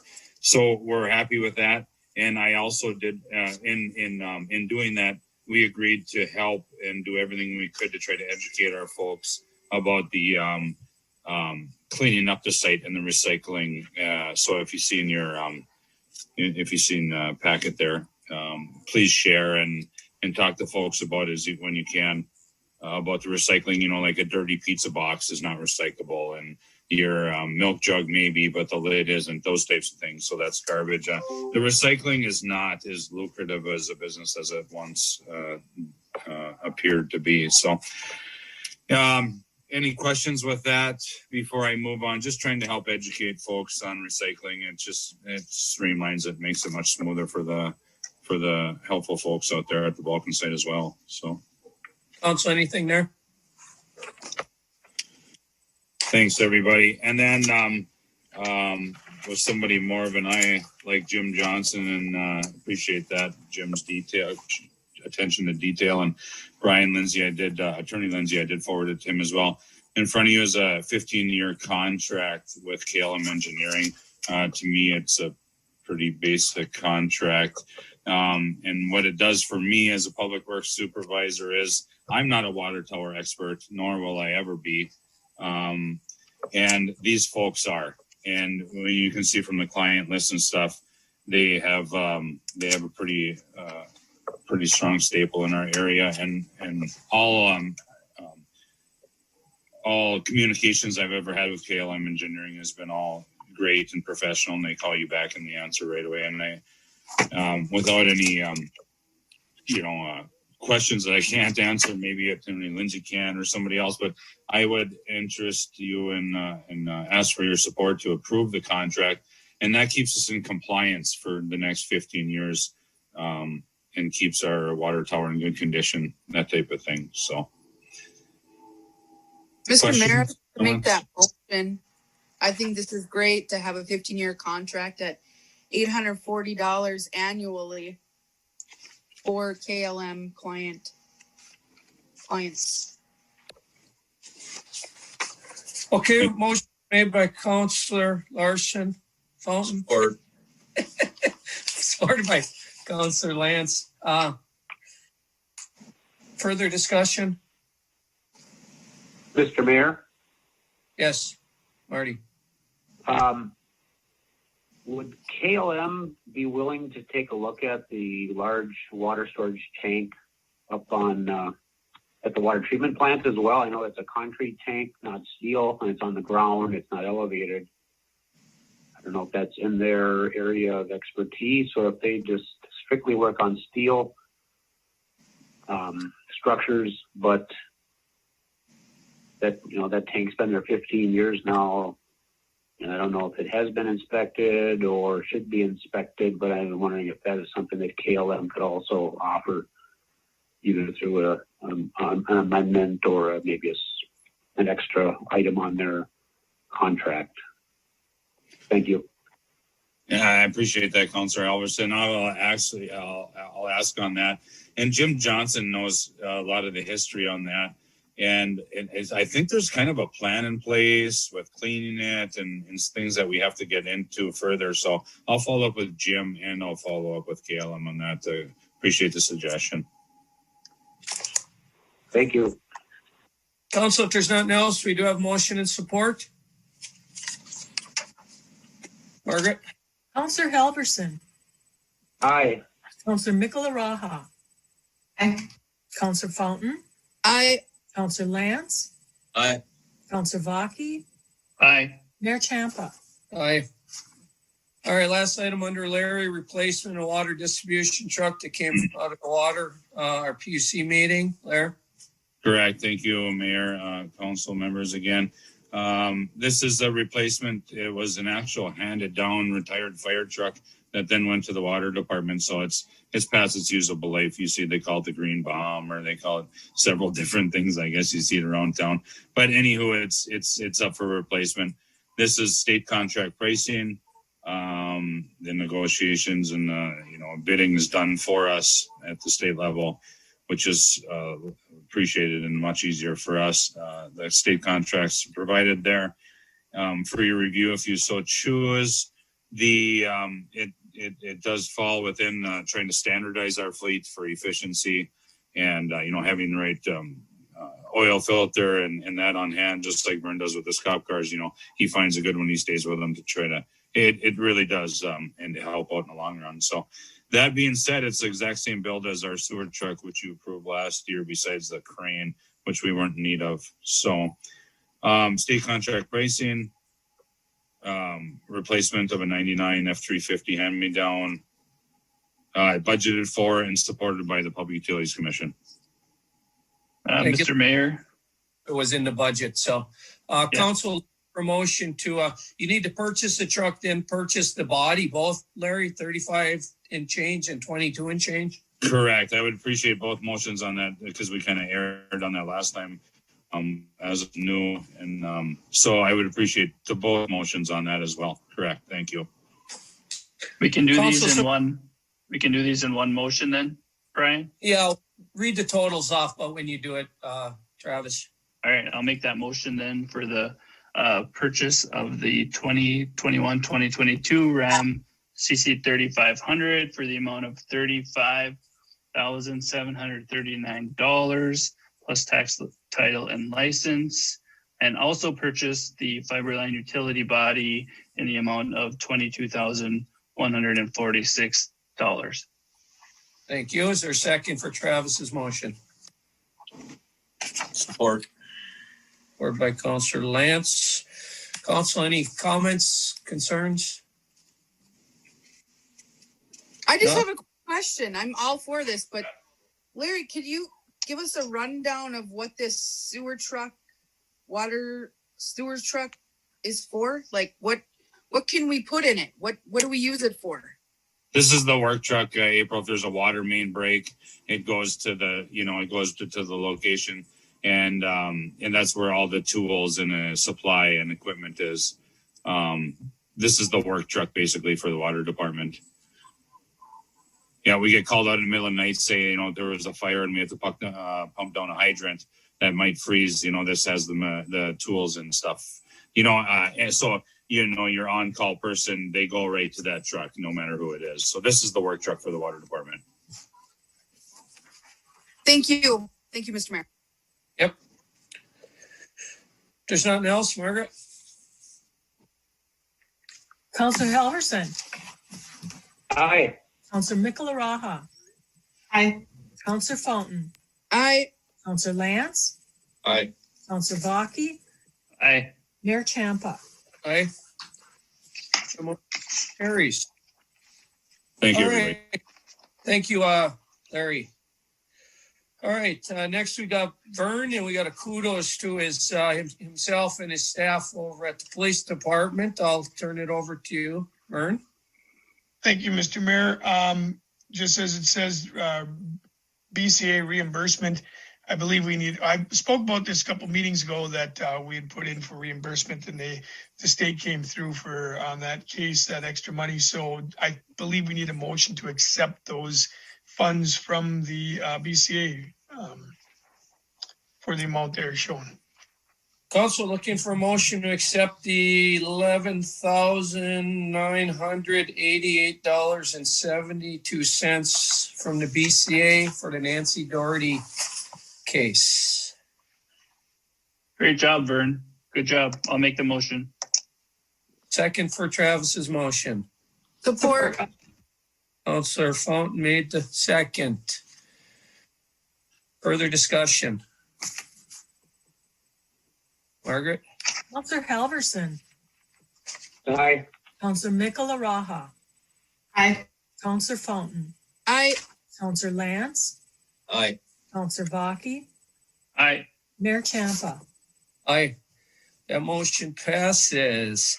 Squad purchase for the police department. I was laughing when I got my agenda, Vern, because I said, "Oh, look at that. He accepts the money and then he's bought a car right after." He put them in a good order.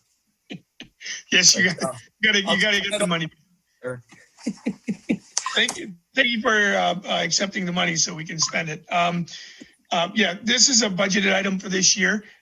You've already approved it in the budget, but I always bring the squad purchase to council for final approval. The last couple of years, we've been doing this actually pre the end of the year when the budget was okayed in December, so we could get on the build early, because one year we waited till like this time and we didn't get the car until end of summer. But it really doesn't matter this year because we don't know if we're going to get these or not because of what happened with COVID and them changing over cars. But we're putting in our orders, so hopefully it gets here sooner than later. But again, it's a budgeted item for a new Explorer for squad car. Mr. Mayor, I got a question for Vern, just quick. Yep, go ahead, April. So Vern, on page 49, there's the base and options price and then the net price.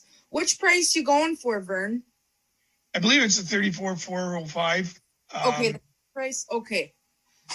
Mr. Mayor, I'd like to make that motion for 34,405.30 for a 2021 Squad Ford Explorer budgeted item. Thank you, April. Second for April's motion. Support by Cheyenne. Okay, we have motion and support. Further discussion? Margaret? Counselor Halverson, Aye. Counselor Mikala Raha, Aye. Counselor Fountain, Aye. Counselor Lance, Aye. Counselor Baki, Aye. Mayor Champa. Aye. And motion carries. Camera system, this is an informational item, but I'll let kind of Vern talk about it because it pertains to possibly our businesses in town. So, Vern. Thank you, Mr. Mayor. And again, yes, this is just an informational and maybe a discussion before I go any further or research this subject any further. But we have the new camera system. Our switchboard allows like 130 cameras at this juncture, which is more than we probably plan to put on for the city. This has been done in other cities where we've already purchased the camera system, and we purchased the system that records and houses that those cameras and their footage. Some cities, departments have opened that up to businesses and perhaps even citizens if they were looking at putting in a new system. instead of them buying the entire system, that would record and have that if the cities have given them the option of they buy a compatible camera that would work on the city system, and then the city becomes the mainframe that houses the footage. The city then in the agreement, and Brian would be drawing up agreements, but the city then has access to all their outside cameras. So let's say Casey Drug puts in 4 cameras inside and 2 cameras on the outside. The city would have access to their outside cameras, which is showing, the public area. And that way, if we had a crime in that area, we could access those cameras. In basically making our system bigger by using other people's cameras. There's a lot of working parts to this. Obviously, they have to be compatible. And I'm not trying to push IRN's product, but there's a lot of working, they have to be compatible. They'd have to probably have Wi-Fi or some kind of hardlining. And I before I go into any real research of this, is it something that the city eventually, and I'm not saying this year, obviously not this year, we want to see how this system's going to work for ourselves anyways, but is it something that in the future we may look at offering to businesses and even residents? If it is, I will research that. But I don't want to go there if the city's just, we're not really interested. And Brian might want to weigh in on this side. There might be some legalities of it that, I know there'll have to be agreements, but the one thing is we could hold the chain of custody on anything that has happened for evidence right on our system. So that would eliminate some of that legality there. But just looking for any direction or discussion if that's something we ever want to look into, and then I'll go from there. That makes sense? I think so. Yeah, I think it's a great idea. I absolutely. I think we should roll out, eventually after a year or two to the businesses, and then, there'd have to be some kind of system for residents, however much room we have left. But, I think that'd be great. Yeah, I'm, kind of in this business. I don't do exactly what we're doing in the city right now.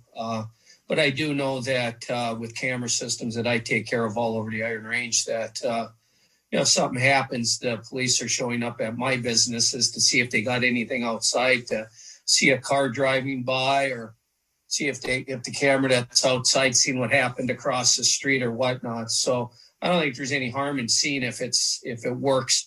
I can, in my wildest imagination, even with having probably more knowledge about this kind of stuff than anybody sitting here, how you would even use the camera system in 2 different places where they would have access to it and we would too. But if Dwayne, I think that's his name, thinks he can do it, I'd certainly have the discussion at some later time.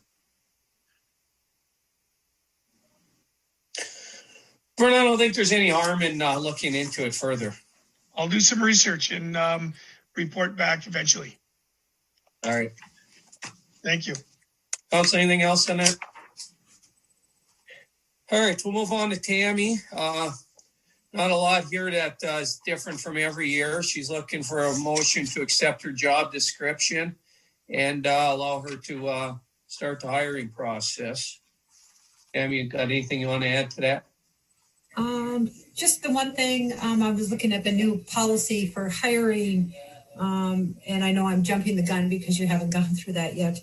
But in the past, we've advertised and hired for the position without going back to council, and I just am looking for some direction with that. We'll be looking for 2 summer rec directors, as we do. I always start this process early because these BCA checks for the Child Protection Act take anywhere between 4 to 6 weeks to get returned. And then when we interview for the summer rec aid positions, I like the directors to be on board with me and help with those interviews. One other thing, in the past, Bill Manny was helping me always with the directors, with the interviews, and who would be that other point person on this interview. Okay, Council, I guess first off, I would look for a motion to approve Tammy's job description for those positions. I think we should get through that first. I'll make that motion to approve the job descriptions. Okay, is there a second for that? Second, Marty. Okay, we have a motion by April, second by Marty. Further discussion? Margaret? Counselor Halverson. Aye. Counselor Mikala Raha. Aye. Counselor Fountain. Aye. Counselor Lance. Aye. Counselor Vaki. Aye. Mayor Champa. Aye. Okay, that motion passes. Recommendation would be to allow Tammy to use the same process she did last year. Get advertised for them, get them interviewed, and bring them back to the council. And we can talk. If we change our hiring policy, we can look at it next year. We're not there yet. As far as who she has help her, we could leave that up to her. I don't think it matters. I'll make that motion, Mr. Mayor. Okay. Motion by April, second for that. Support by Cheyenne. Second by Cheyenne. Tammy, is that adequate? Is that what you need? Yes, exactly. Thank you. Okay. Further discussion? Margaret? Counselor Halverson. Aye. Counselor Mikala Raha. Aye. Counselor Fountain. Aye. Counselor Lance. Aye. Counselor Vaki. Aye. Mayor Champa. Aye. Okay, that motion carries. Thank you, Tammy. Next two items are under Travis. I don't know if he wants to talk about them, but they're straightforward. They're COVID plans. We've done a million of these already. Travis, unless you want to say something, I would just look for a motion to approve first the Kiwanis Ice Fishing Event COVID plan. But Travis?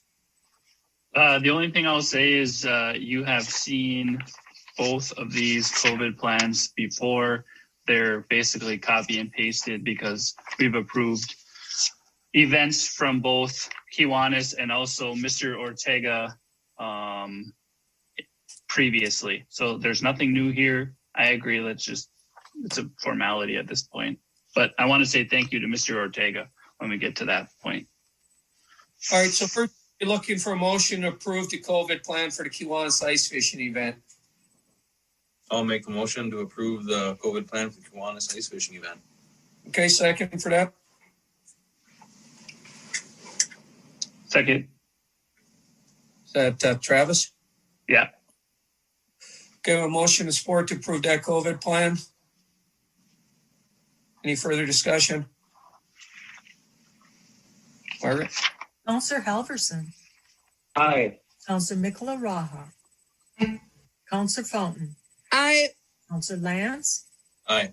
Counselor Vaki. Aye. Mayor Champa. Aye. Okay, that motion passes. The second was a COVID plan for the Valentine's weekend date night drive-in fundraiser. This is the one Mr. Ortega's doing then, Travis? Correct. Yes.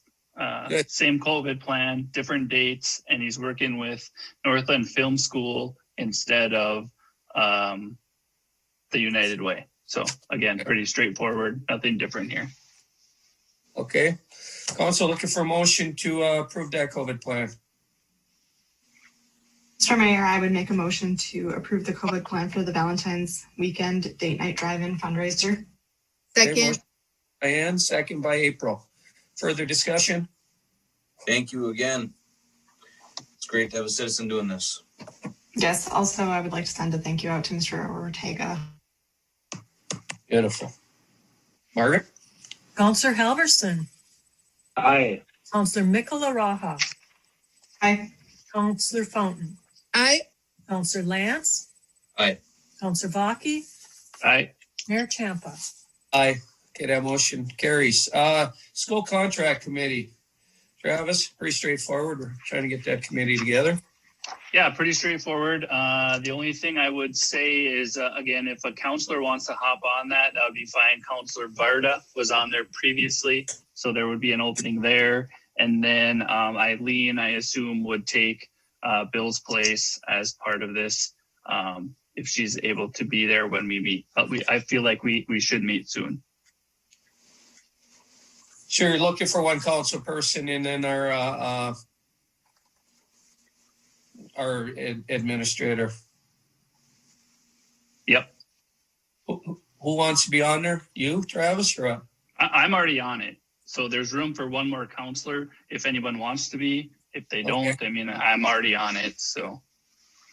Mayor, can I suggest, was Tammy Nevelainen on that committee? Can you remind me? Because if it was the same meeting, I remember there was a bunch of questions about the fields and about the activities and when it starts and when it ends. And I don't have that knowledge, and Tammy did, and I felt she was absent at that. Is it the same meeting? She's on there. Okay. Thank you very much. Thank you. This is where you guys went and walked through all the buildings. This wasn't the contract. This was actually looking at the uses of the buildings and stuff, right? All right. And we also have to renew the contract. So Brian, we need to come up with our proposal to the school. Okay. My understanding is they're paid through September 2020, but now we're in 2021, so we need to have a new contract.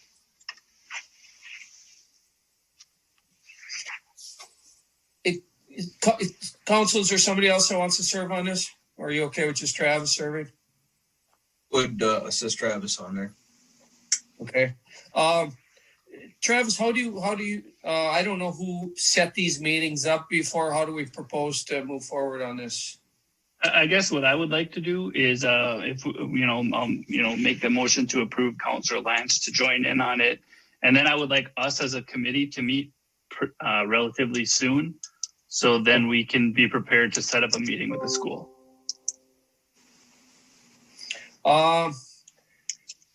Yeah, okay. I mean, we got Eileen, Tammy, Mandy, are all good people to try to reach out to try to set up that meeting. They're all, when they're in the office or in front of their computers. Matter of fact, when they're not in the office or in front of their computer. So motion to basically replace Bill with Eileen as our interim administrator and add Adam to that committee. So we have two council people on there. So that'd be the motion to reset that committee up. So I'll entertain that. I'll make that motion, Mr. Mayor. Okay, motion by Councillor Fountain, second for that. I'll second. Second by Marty. Further discussion. Margaret? Councillor Halverson. Aye. Councillor Mikola Raha. Aye. Councillor Fountain. Aye.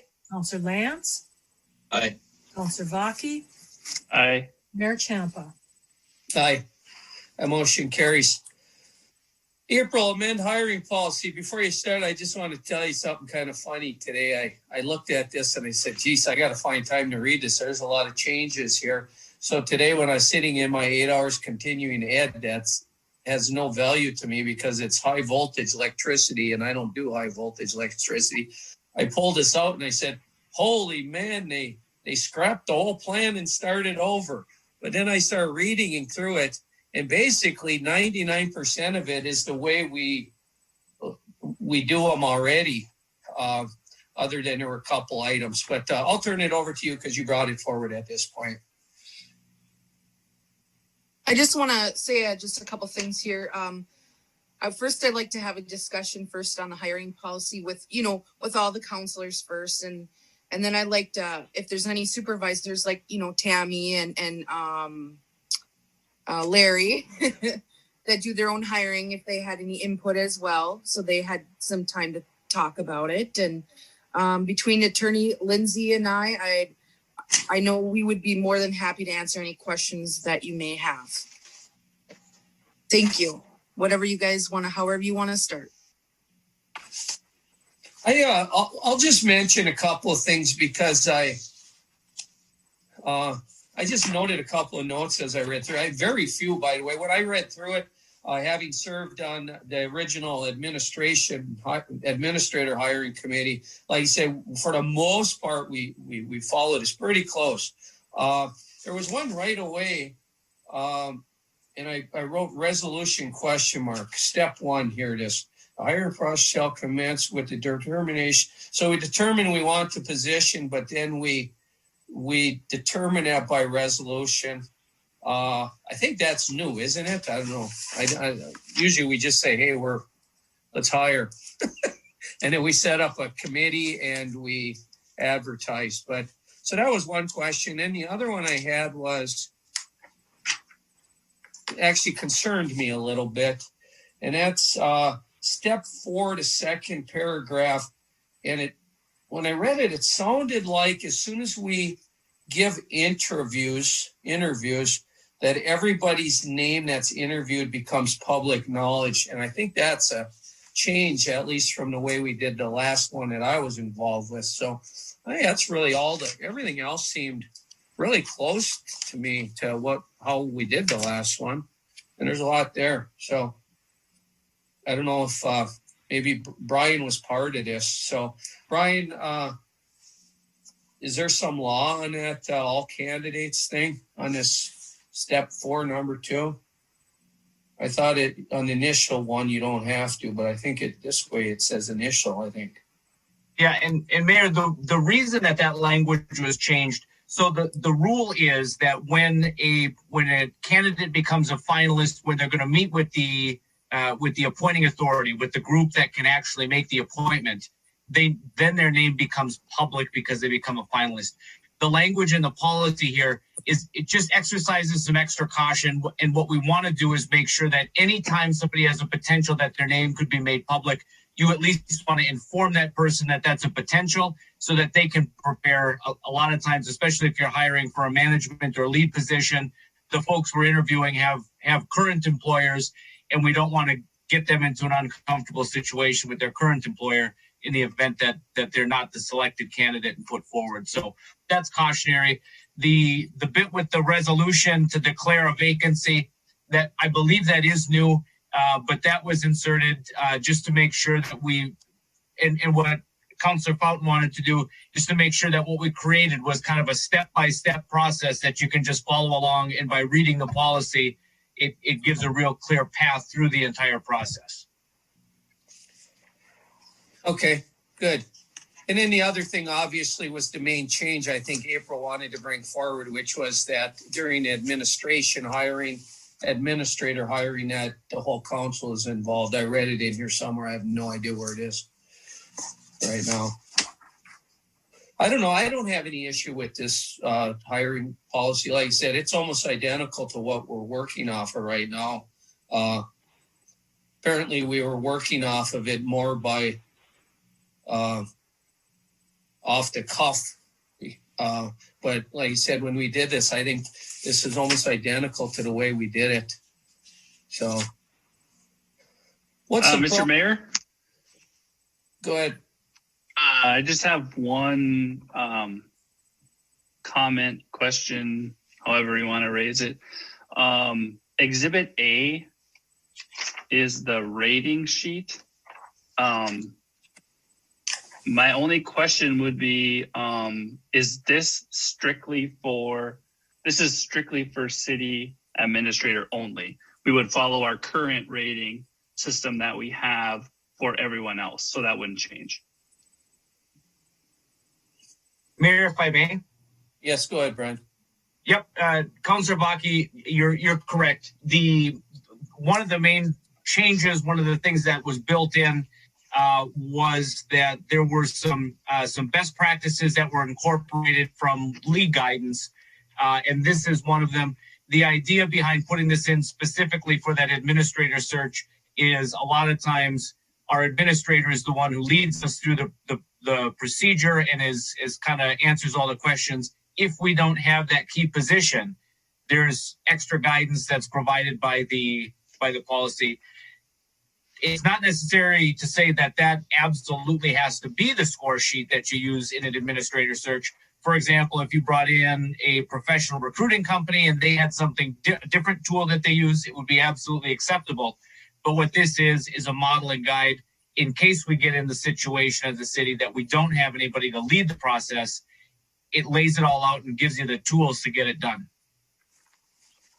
Okay, I don't have any other concerns. Brian, what's your process for this? One and done? We just vote on it if we want to make the changes? Correct, Mayor. This is a city policy, so it can be adopted just by a simple majority vote. Rest of the council want to chime in on it? If not, I would entertain a motion to make these changes to our City of Chisholm employee selection and selection policy.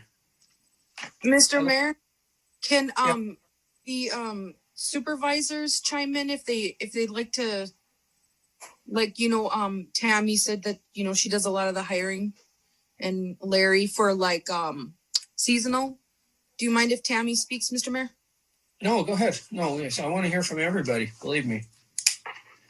Okay, I'm looking at, this is a very lengthy process in hiring, and I understand why, but for some of our casual laborers and such, for example, if I don't get enough applications or not a suitable employee, and what I need to come in here on page 63, about 3/4 of the way down, that we would have to come back to council to get it extended.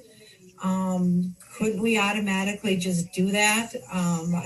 I just think it could be a very timely thing with the way the council meetings are set up. And what was the other one? Should this be our hiring policy for full-time employees and look at the part-times as something different? I mean, I think that's what you're trying to get at here anyway, not our workers. Anyway. Exactly. Mayor, if I may. Yes, Brian. The seasonal or temporary employee provision that existed in the previous policy has just been moved to a different place, but essentially what it does is it says that hiring employees that have been previously approved during the budget process as planned seasonal or temporary hires may be delegated to the department heads or their designees upon approval of the city administrator. That's essentially, I believe, the process that we follow now. So that process is preserved for those less formal hires. And it's in here already? Correct. Okay, I didn't catch it. So, all right, so it sounds like we have what we need, right? Okay. So we need a motion to approve the selection policy. Hi, Mayor. Before you do that, this is Eileen. I just want to, if I could just chime in a little bit. Yeah, go ahead, Eileen. I because we don't have an HR department, and we're in a unique situation because we're responsible for establishing these policies on our own, even though we're not HR professionals. And some of the things I just wanted to mention that, maybe we could bring into this process is just some fresh information. Like, I did take an HR management course as part of my master's program, and I learned some really, really helpful, I think, valuable information about the interview process and the process of hiring, including educating ourselves on biases and maybe some different approaches to hiring using work examples or cognitive ability tests. Obviously, this would be, based on the position that we're trying to hire. But I just wanted to mention that maybe we can bring some fresh information to committees and use more educated approaches. So I just wanted to share that. Thank you. Thank you. Also, if there's nothing else, we'd be looking for a motion to approve the changes to the employee selection and selection policy for hiring. Mr. Mayor. Yes. I agree with Eileen and bringing some of that fresh information. I also think if that's something that we're gonna look to do, could we also include just maybe like an annual piece where anybody that's going to be on a hiring committee just does a little bit of a review on questions that can and cannot be asked in interviews by interviewers. Yeah, I like that. I certainly would be in favor of, trying to get together information on what would be the term proper conduct if you're on the selection committee for hiring, where those ideas could be brought to that point. I don't know that changes anything with this. I would add, Mayor, not to lengthen this discussion, but to the point that Councillor Michelaraja just said, and then Eileen, we don't have an HR department, so who's going to do that? Exactly. Please help me, because if I'm leading the charge of this, hiring this employee, I'm not an HR professional. I run public works. So, yeah, I could see Vern with the same, I'm struggling with this a little bit. I do accept that is a wonderful idea. Delegate somebody then to do that, I suppose. Mr. Mayor, may I? Go on, sir. It is my understanding in a small town such as ours, we don't have an HR department, but our city administrator serves as our HR person. So it would be on them to kind of lead that, to make sure that whatever annual or one-time training is directed by them. Correct me if I'm wrong, Mr. Mayor. No, that's fair. That's fair. That's a fair. Thank you, Councillor McLaren, saying thank you. So I do not want to tell you that I'm a policy. That's. Mr. Mayor, just a quick comment, and not to lengthen this, but Cheyenne's right, and Larry, but the mayor, the administrator can easily set up that through the League of Minnesota Cities. The league has a lot of training on those topics, and they're always willing to share those trainings with council members or city staff to make sure we are following the rules, and as well as Brian knows these hiring rules quite well to chime in, make sure we're doing things the right way. So those trainings are out there and refreshers, which is a good idea for everybody to do. I have annual training on that. So this would just be an annual training at some point throughout the year for everybody to do. Correct? Sure. Okay, so then I'll make the motion to approve the hiring policy. Second.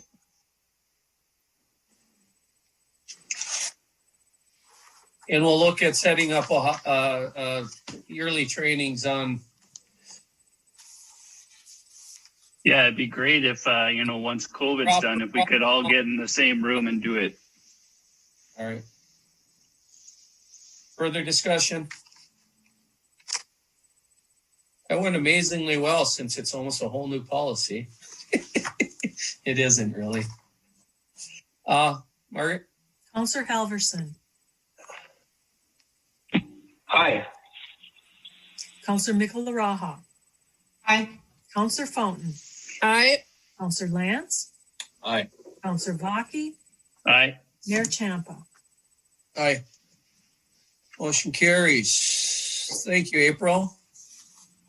Eileen. Vern. Everybody that chimed in. Okay. Now, first amendment to ground lease for state of Minnesota and Department of Iron Range Resources in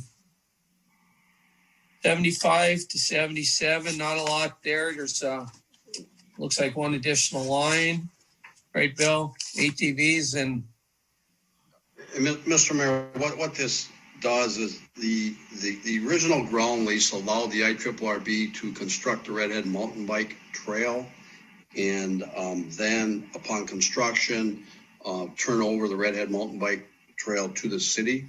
So that's the original agreement. And this is the amendment, which I'm just going to ask Brian to, Brian's in a better position. He drafted this, but basically what it does is allows the, for the ATV route to be constructed that goes around the Redhead Mountain Bike Park versus through it. And I'd ask for Brian to explain exactly what this First Amendment to the ground lease does. Thank you, Bill. Mr. Mayor, if I may, the intent, it seems like a slight change, but it actually does quite a bit for the city. What we were hearing this past summer, or what there was a lot of conversations that there was a lot of additional opportunities, recreational opportunities at that Redhead Mountain Bike Park property that hadn't been explored yet. So I had worked with Mr. Betchika, who is the attorney for the IRRB. And between the two of us, we had come up with this draft change that essentially opens that area for any additional recreational activities that we present, so long as we give notice to the IRRR and they do not object on behalf of the property owners. The primary thrust, obviously, is to get that ATV trail put in, make sure that it's routed properly so it keeps all the mountain bike users safe. But it also provides opportunities for kayaking, hiking, whatever else we can think of that doesn't detract from the mountain bike park and isn't objected to by the property owners. So with that, I would answer any specific questions if there are any. Council, anything? If not, we're looking for a motion to Mr. Mayor, I'd make that motion for recommending approval of the First Amendment to the ground lease. Thank you, April. Second for that. I'll second. Mark. I was going to say, Marty loves that place up there. He should second this one. He jumped in. We have motion and support. Any other discussion, Council? It's great. We're all getting along out there too. It's going to be nice. That's going to be nice. It's going to be nice when we can really open up and use that facility. Margaret? Councillor Halverson. Aye. Councillor Mikola Raha. Aye. Councillor Fountain. Aye. Councillor Lance. Aye. Councillor Baki. Aye. Mayor Champa. Aye. Motion carries. Bill, Tammy's rec director contract. Mr. Mayor, councilors, in your packet is a 3-year contract proposal for Recreation Director Tammy Nevelainen. There's an initial bump in year 1, and that was discussed during one of our budget working sessions. Whereas Tammy's looking for a bit of an increase the first year, which covers her insurance that has increased. In years 2 and 3, there's an inflationary increase, and the only other change to our existing contract is the notice from either party to terminate the contract, changing from 30 to 60 days. The 2.5 years plus that I spent with the city, Tammy does, in my opinion, she does an absolutely wonderful job looking after the youth of the community. She takes a vested interest. She treats all the people, the youth of the community as her own. And I would strongly recommend approval of this 3-year contract for Tammy Nevelainen as our recreation director. Also looking motion to approve Tammy's new contract. I'll make the motion to approve Tammy's new contract. Second for that. I'll second. Mark. Seconded by Marty. Adam made the original motion. Further discussion? Mr. Mayor. Yes, Mikola Raha, Councilor. Thank you very much, Tammy, for all of your hard work, and I would encourage you to take a vacation. Hey, quick question. Is your contract like a certain set of hours, or are you just salary based in and out? Yeah, I'm just salary based in and out. works shifts, different times of the day and evenings. She works 24 hours a day, that amounts to. All right, we have motion and support, I believe, right? Margaret? Counselor Halverson. Aye. Counselor Mikola Raha. Counselor Fountain. Aye. Counselor Lance. Aye. Counselor Vaki. Aye. Mayor Champa. Aye. That motion passes. Thank you again, Tammy. Welcome back. All right, Bill, your last item, Balkan recycling agreement. Yes, Mr. Mayor. At our joint meeting with Vulcan held on, I believe it was December 17th, at that point in time, the people from Vulcan did not have their budgeted amount for recycling center for the year. Since then, that number has been provided to us in the amount of $31,200, of which there's a 50-50 split per the agreement. So the annual cost, or the cost for 2021 for the city is $15,600 or $1,300 a month. This is a significant savings going back a couple years to our ratepayers in the community. That the recycling fee, when we had a vendor as a full-time recycle vendor, the amount was over $3. I believe it was over $3 last year. We were able, joining Vulcan, to go down to $1.60 per month on the ratepayers, and now we're down to 80 some cents. And big kudos goes out to our public works supervisor, Larry Folstead, and Brad Stegar, and the Vulcan board, and our city council for the recycling center that we have that serves our community along with Vulcan. So I would strongly recommend approval of the recycling contract with Vulcan, whereas we pay for $1,300 per month for the year 2021. I'd be happy to entertain any questions. I think this is great. I'll make that motion, Mr. Mayor. But I'd like to ask Larry if he gets some of them dump tickets up at City Hall so he can buy them up there. I have zero involvement in that, Counselor, but I can look into it. But, and then, well, how would you can't even get, can you get into City Hall yet? Because I can't. I just make one phone call. That's it. I know you do. I know. April, Larry's trying to sell garbage for a living here too, you know. So yeah, that's like the competition. I know. All right, so we have a motion by April to approve the shared services agreement related to recycling material collection with Vulcan. Is there a second for that? Support. Supported by Travis. Further discussion. I'm going to say something.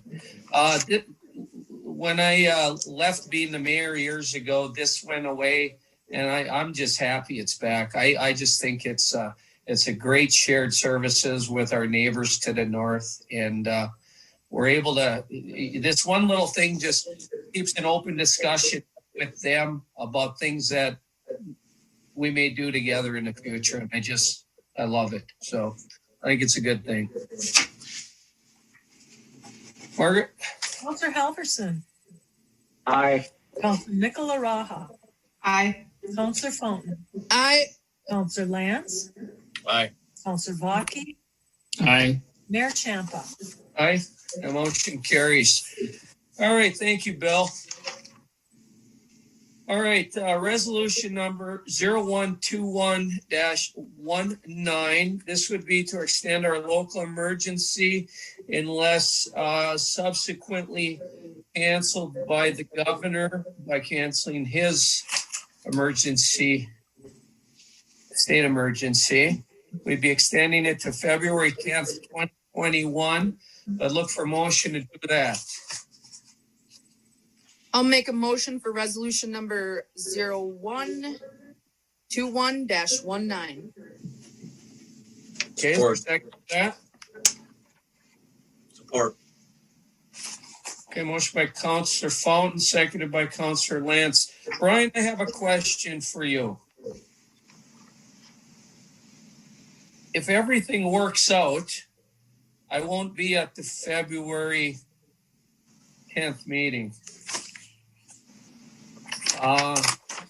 Is my replacement able to extend this local emergency should we need to? Yeah. Yep. That shouldn't be a problem. That I have. Yep. Okay. That's all I need to know.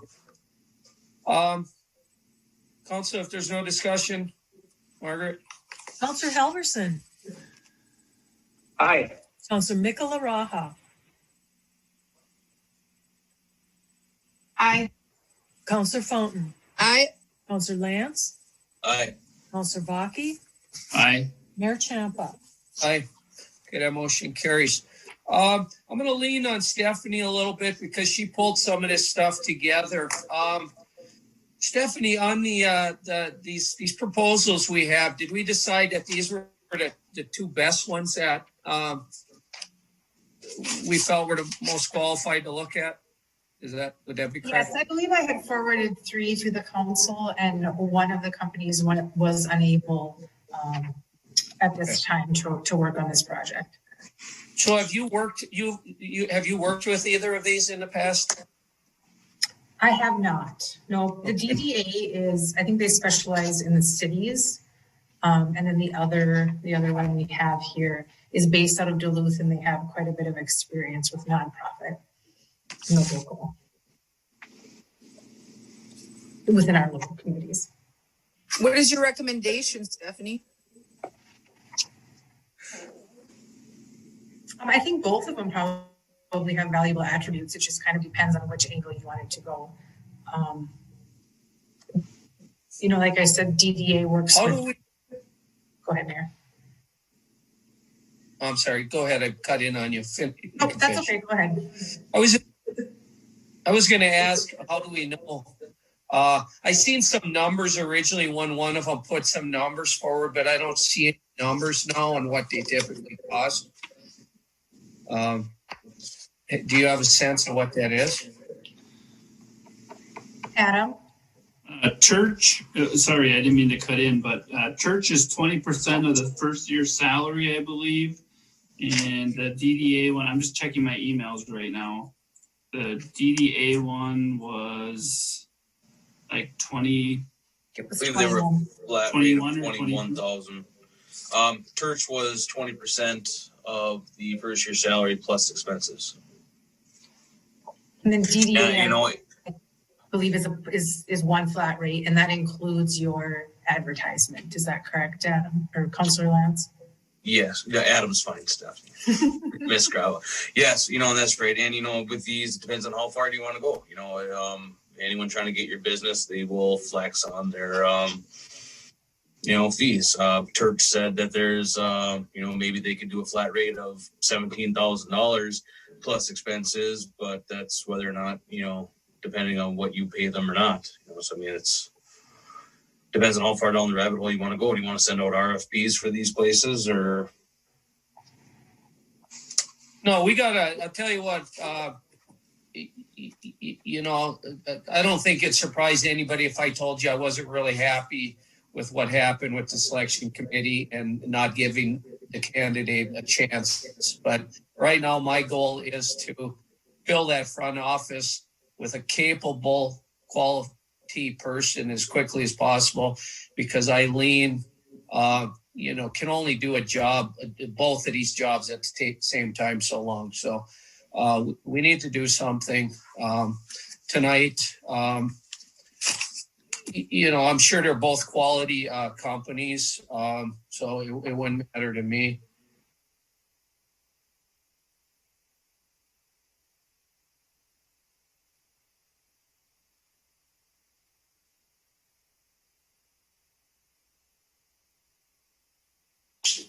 Says expenses. did their proposal cover the cost of posting the position, or would that be considered an expense? Do you know? Considered an expense, I believe. Is that what you heard, Adam? Yeah, like what Mr. Manny said after the last committee when former Councilor Campbell asked why we didn't advertise in certain areas, that's because there's fees associated with it. If you're not a member, you're paying $600 to advertise here. You're going to pay however X to advertise there. Those are all fees that come up with it, and then they might look at, transporting the applicant here. I'm not sure if that's, part of the fees but I know all the advertising was extra. Mr. Mayor? Yes. I would, my opinion is that I would lead toward the DDA, but whoever negotiates that contract with them, I would ask if they can bump up the completion date. Because I don't necessarily believe it should take till June 2022. That seems a little ridiculous to me. Unless that's a typo, which it probably is. But even June 2021, that's still an awful long time. So I would ask that if we do go with them, that we ask them if they can bump up their timeline. Yeah, Travis, I think that really has, you got to understand what they're looking at. If you're advertising, that's a month. Going through the interview process, that's a month. And then most of these people, if they're currently employed, potentially have a 60-day notice. So we can ask them to bump it up, but it's really going to have to do with the candidate that the council ultimately picks, whether they're available or they have 30, 60, 90 days out on where they are, I would think. So I don't have that in front of me. We do we'll go with DDA and up to $30,000, and this because I would hope we could get Stephanie to help get a contract put together with something since she started the process for us. But we got to give her some direction on what we expect back, or whatever. Mayor and councilors, this is Eileen. Just to give you some perspective, we spent between $6,000 and $7,000 in advertising costs when we placed ads for the city administrator position previously. Thank you.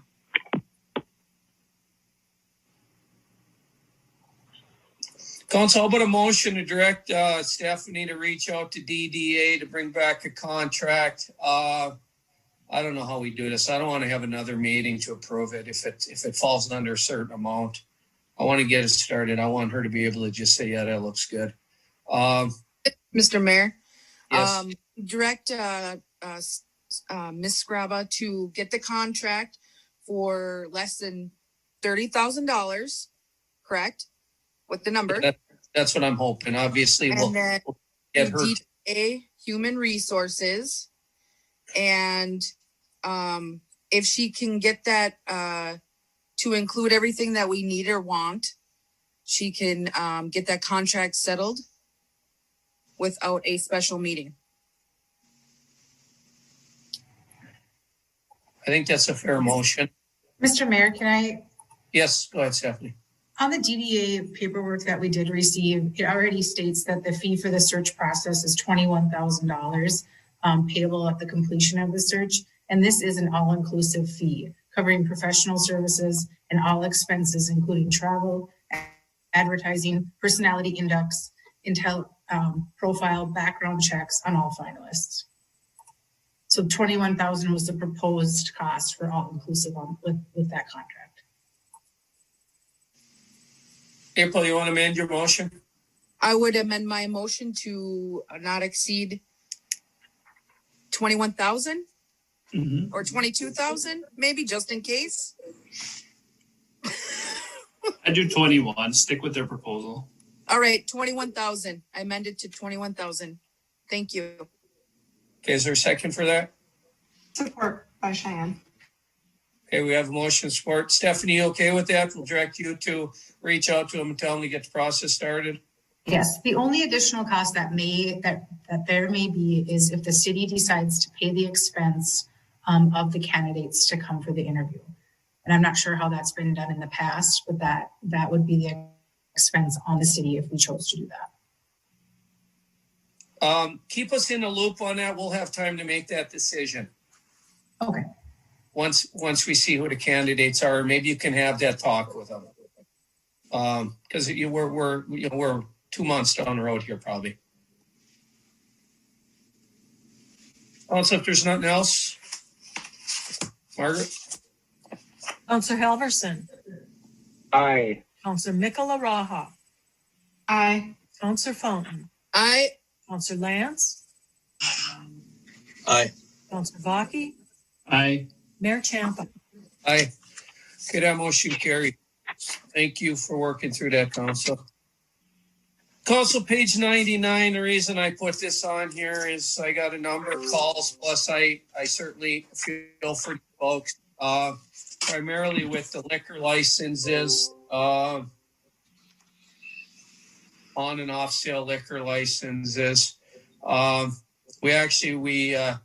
We upped the off sale liquor license. On sale, we kept it the way it was.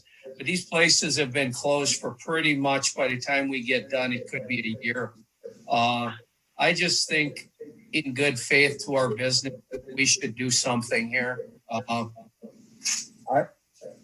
don't know what it amounts to. What do we got? About 6, 1, 2, 3, 4, 5, 6, 7 liquor licenses, I think that, Vern, what do you know about that? How many liquor licenses we got on sale?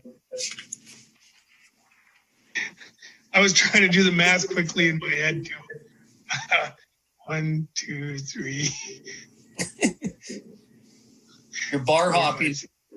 7, okay. Yeah, seven on sale liquor licenses. I don't want to say we have to mimic what our town did to the west, but it sounds like they waived all liquor license fees for 2021. I was waiting for the liquor establishments to actually give us a proposal or a request to do that, but it would make mine and Rachel's job a little easier if we came up with something, because we collect March 3rd is when they have to have everything in by. That's when our liquor license is renewed. So up to the council what they want to do, but might be a good idea to give these businesses a break that haven't been open very long in 2020. Council, my recommendation would be to waive the on-sale liquor license for 2021.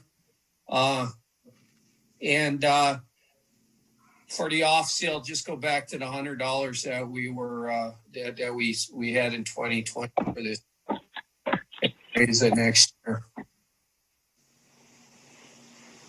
I think that 100 is easy enough, or waive them both. But like you said, they're getting killed in even now that they're open, somebody in them. So, Mr. Mayor, motion to both of them. All right. Thank you, April. Is there a second for that? Support by Cheyenne. Further discussion? I was just gonna say, the off sale, I guess I'm not sure how it affects the liquor, the bars and restaurants, but I tell you what, if there was a year to be to own a liquor store, this was the year to own a liquor store. But yeah, I would support that either way. But. Yeah. Council, any further discussion? Mayor, if I may. Yes. Are we also going to waive the amusement license?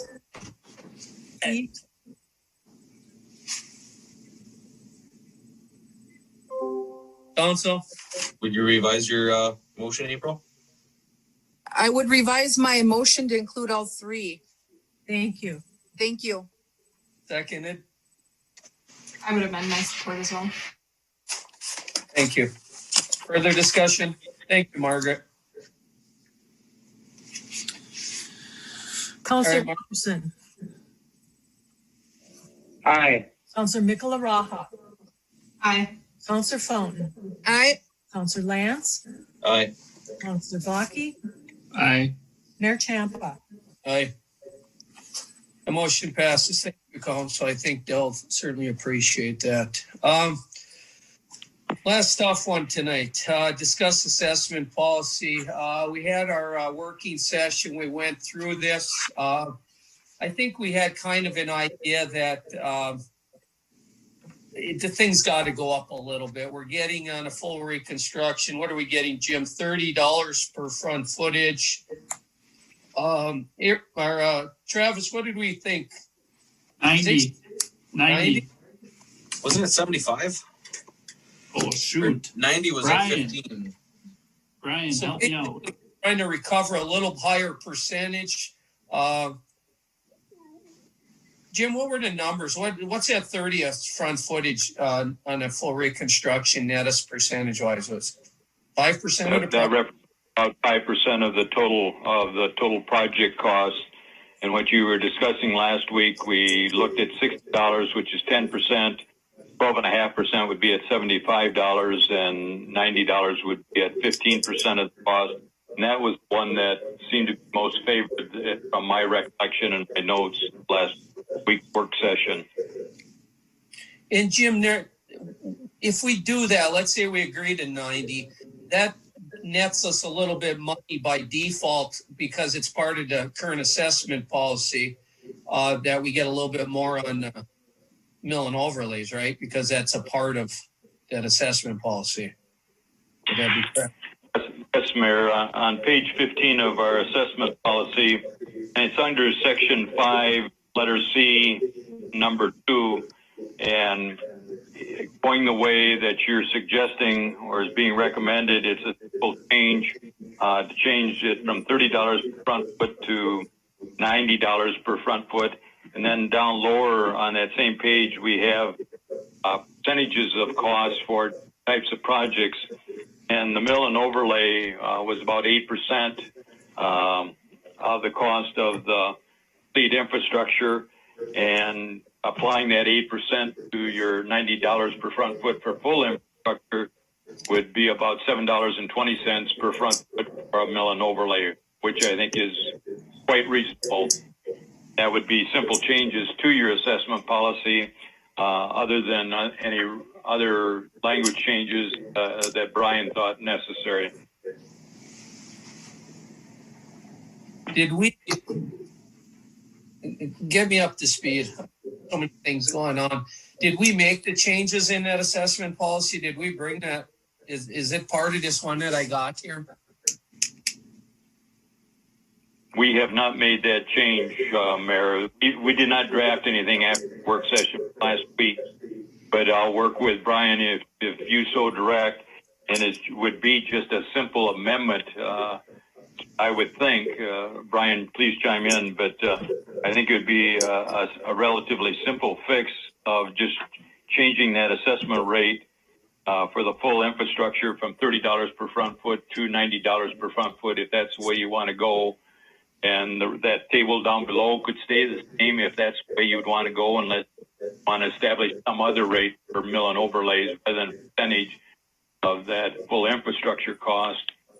The 8% of $90 if you want to do something like $7.50 or $10, $5 front. But that table would certainly be applicable. It seems consistent from when we did the last assessment.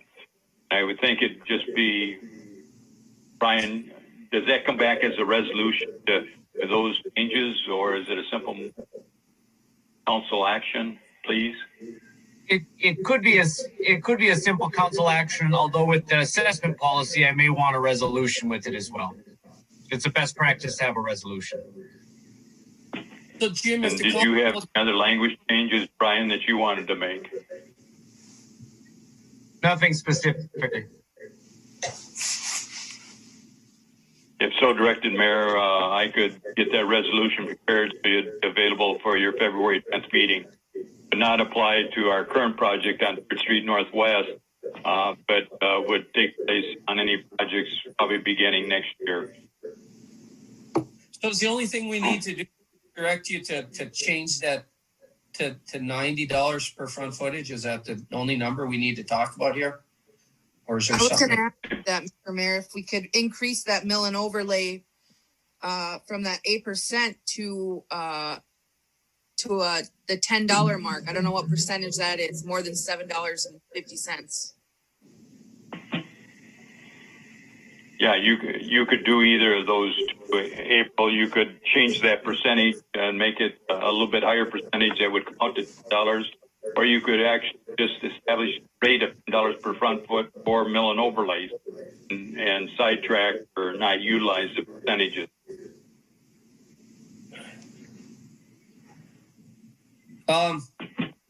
April, you make a Probably motion. use a percentage.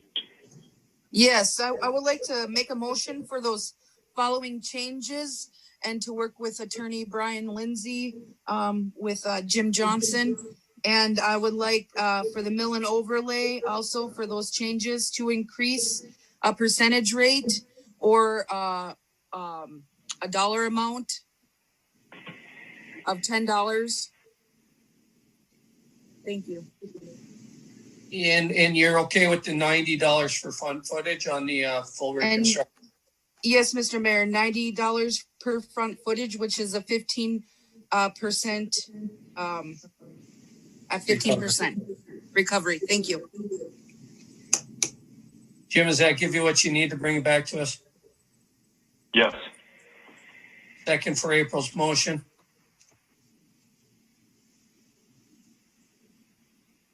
Second. Thank you, Travis.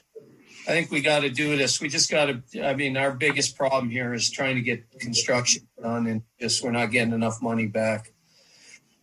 Council, further discussion. Margaret? Counselor Halverson. Aye. Counselor Nicola Raha. Aye. Counselor Fountain. Aye. Counselor Lance. Aye. Counselor Vaki. Aye. Mayor Champa. Aye. Motion carries. All right, let's whip through these last few items here. Reappoint Steve Zalick to the Public Utilities Commission. Margaret, what is that term of that? 3 years. 3 years? Correct. Motion to reappoint Steve to the PUC. Great guy. I'll make the motion, Mayor. Marty. Okay. Second for Steve. All right, Marty, seconded by April. Further discussion. Margaret? Counselor Halverson. Aye. Counselor Nicola Raha.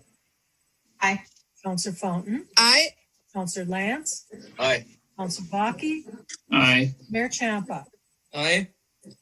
Motion carries. Reappoint Mike Vitale to the HRA. I had to bring the stipend back to keep him. Just kidding. He's been a good person. Entertain a motion to reappoint Mike Vitale to the HRA. Mr. Mayor, Yes. did we skip one? Yeah, Rich Neubauer. Yes, I must not have liked him or something.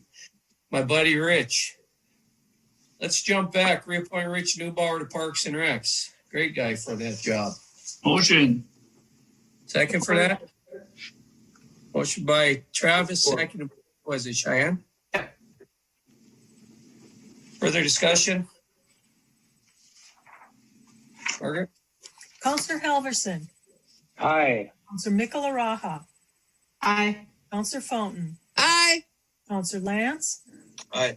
Counselor Vaki. Aye. Mayor Champa. Aye. Okay, that motion carries. All right, now we're back to appoint Mike Vitale to the redevelopment, Housing Redevelopment Authority. I entertain that motion. Motion. Second. Support. Motion by Vaki, second by Nicola Raha. Further discussion? Mr. Mayor, just Yes. one quick question, and I should have asked this earlier. Did we get any other applications for any of these, or? No. No, and then I'll announce too at the end. Still open, so also. Yeah, I'm glad you asked that too, because you know when I got on again, we just like would randomly just open up for appointments again. I like to look at it different. If we have an opening, somebody wants to get on there, get your name in. I'll bring it to the next meeting. As far as I'm concerned, if there's openings, they're always, we gotta allow people to serve. So I'll announce what's still open as soon as we get to the end. Thank you. Margaret? Counselor Halverson.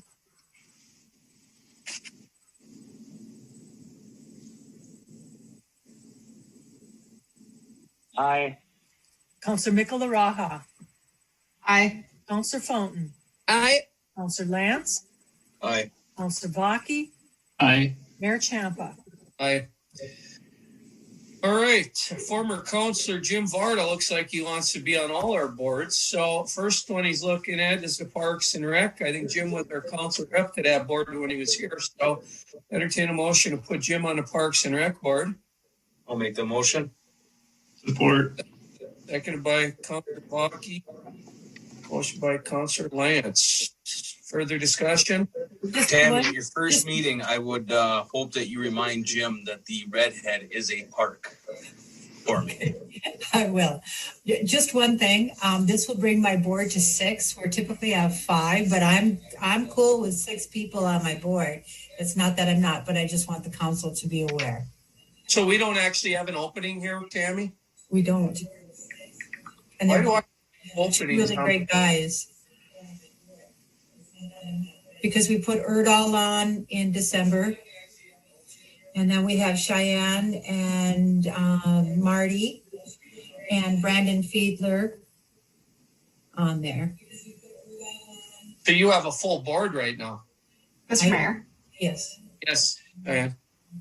I have served on that board for quite some time, and I'm more than happy to stay on. But if former Councillor Varda wants to stay involved, I would happily resign that position if you're having any concern about having a board of 6 instead of 5. Well, you know, and the next item is him on the planning and zoning. You wanna just do we want to just bypass this one, leave it the way it is? We can have a discussion. I mean, it's up to you, Cheyenne. You know, we got room on the planning and zoning too. It don't matter to me either way. I enjoyed my time on that board. However, I would not be upset with having this slightly less commitment to my time. Okay, so the motion in support for Jim council, let's amend it to we'll appoint him pending the resignation of Cheyenne. How's that?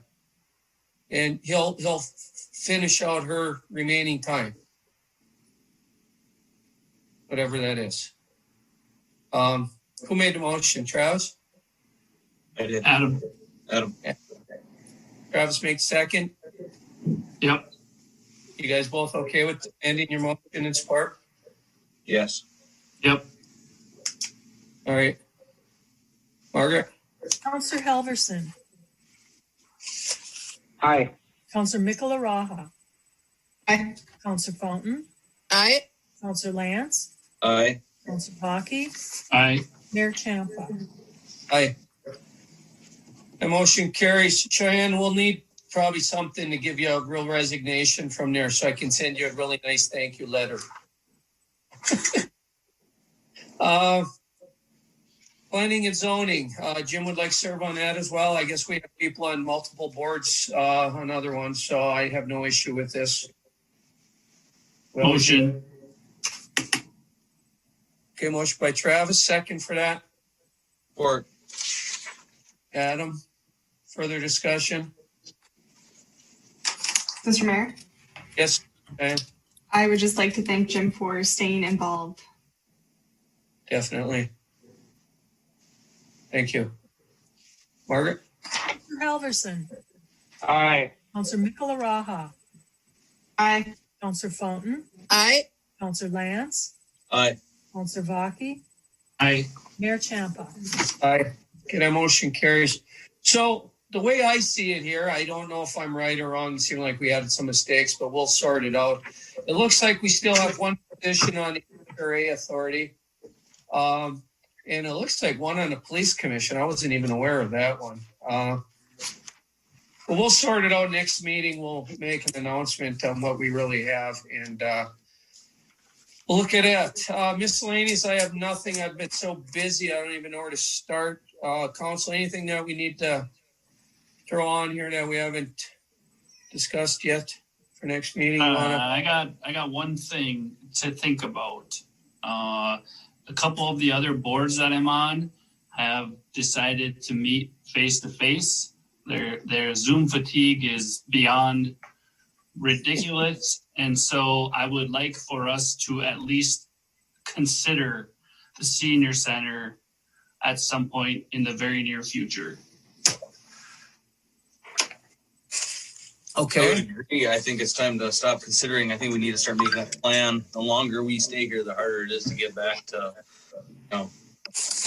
back at it. I know there's a lot of communities that are getting together in person.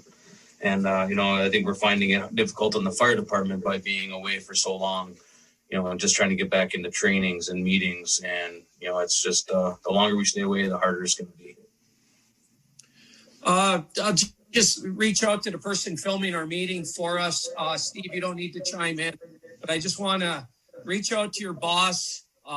We got to see if we have what's available for you guys to televise over there. I don't know what we need to do.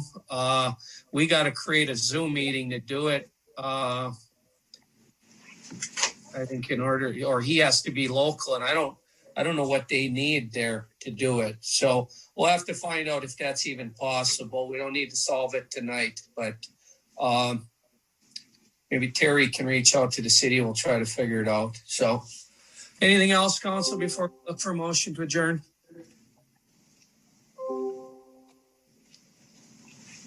All right, council, motion to adjourn then. Motion. Travis, second. Adam, anything else?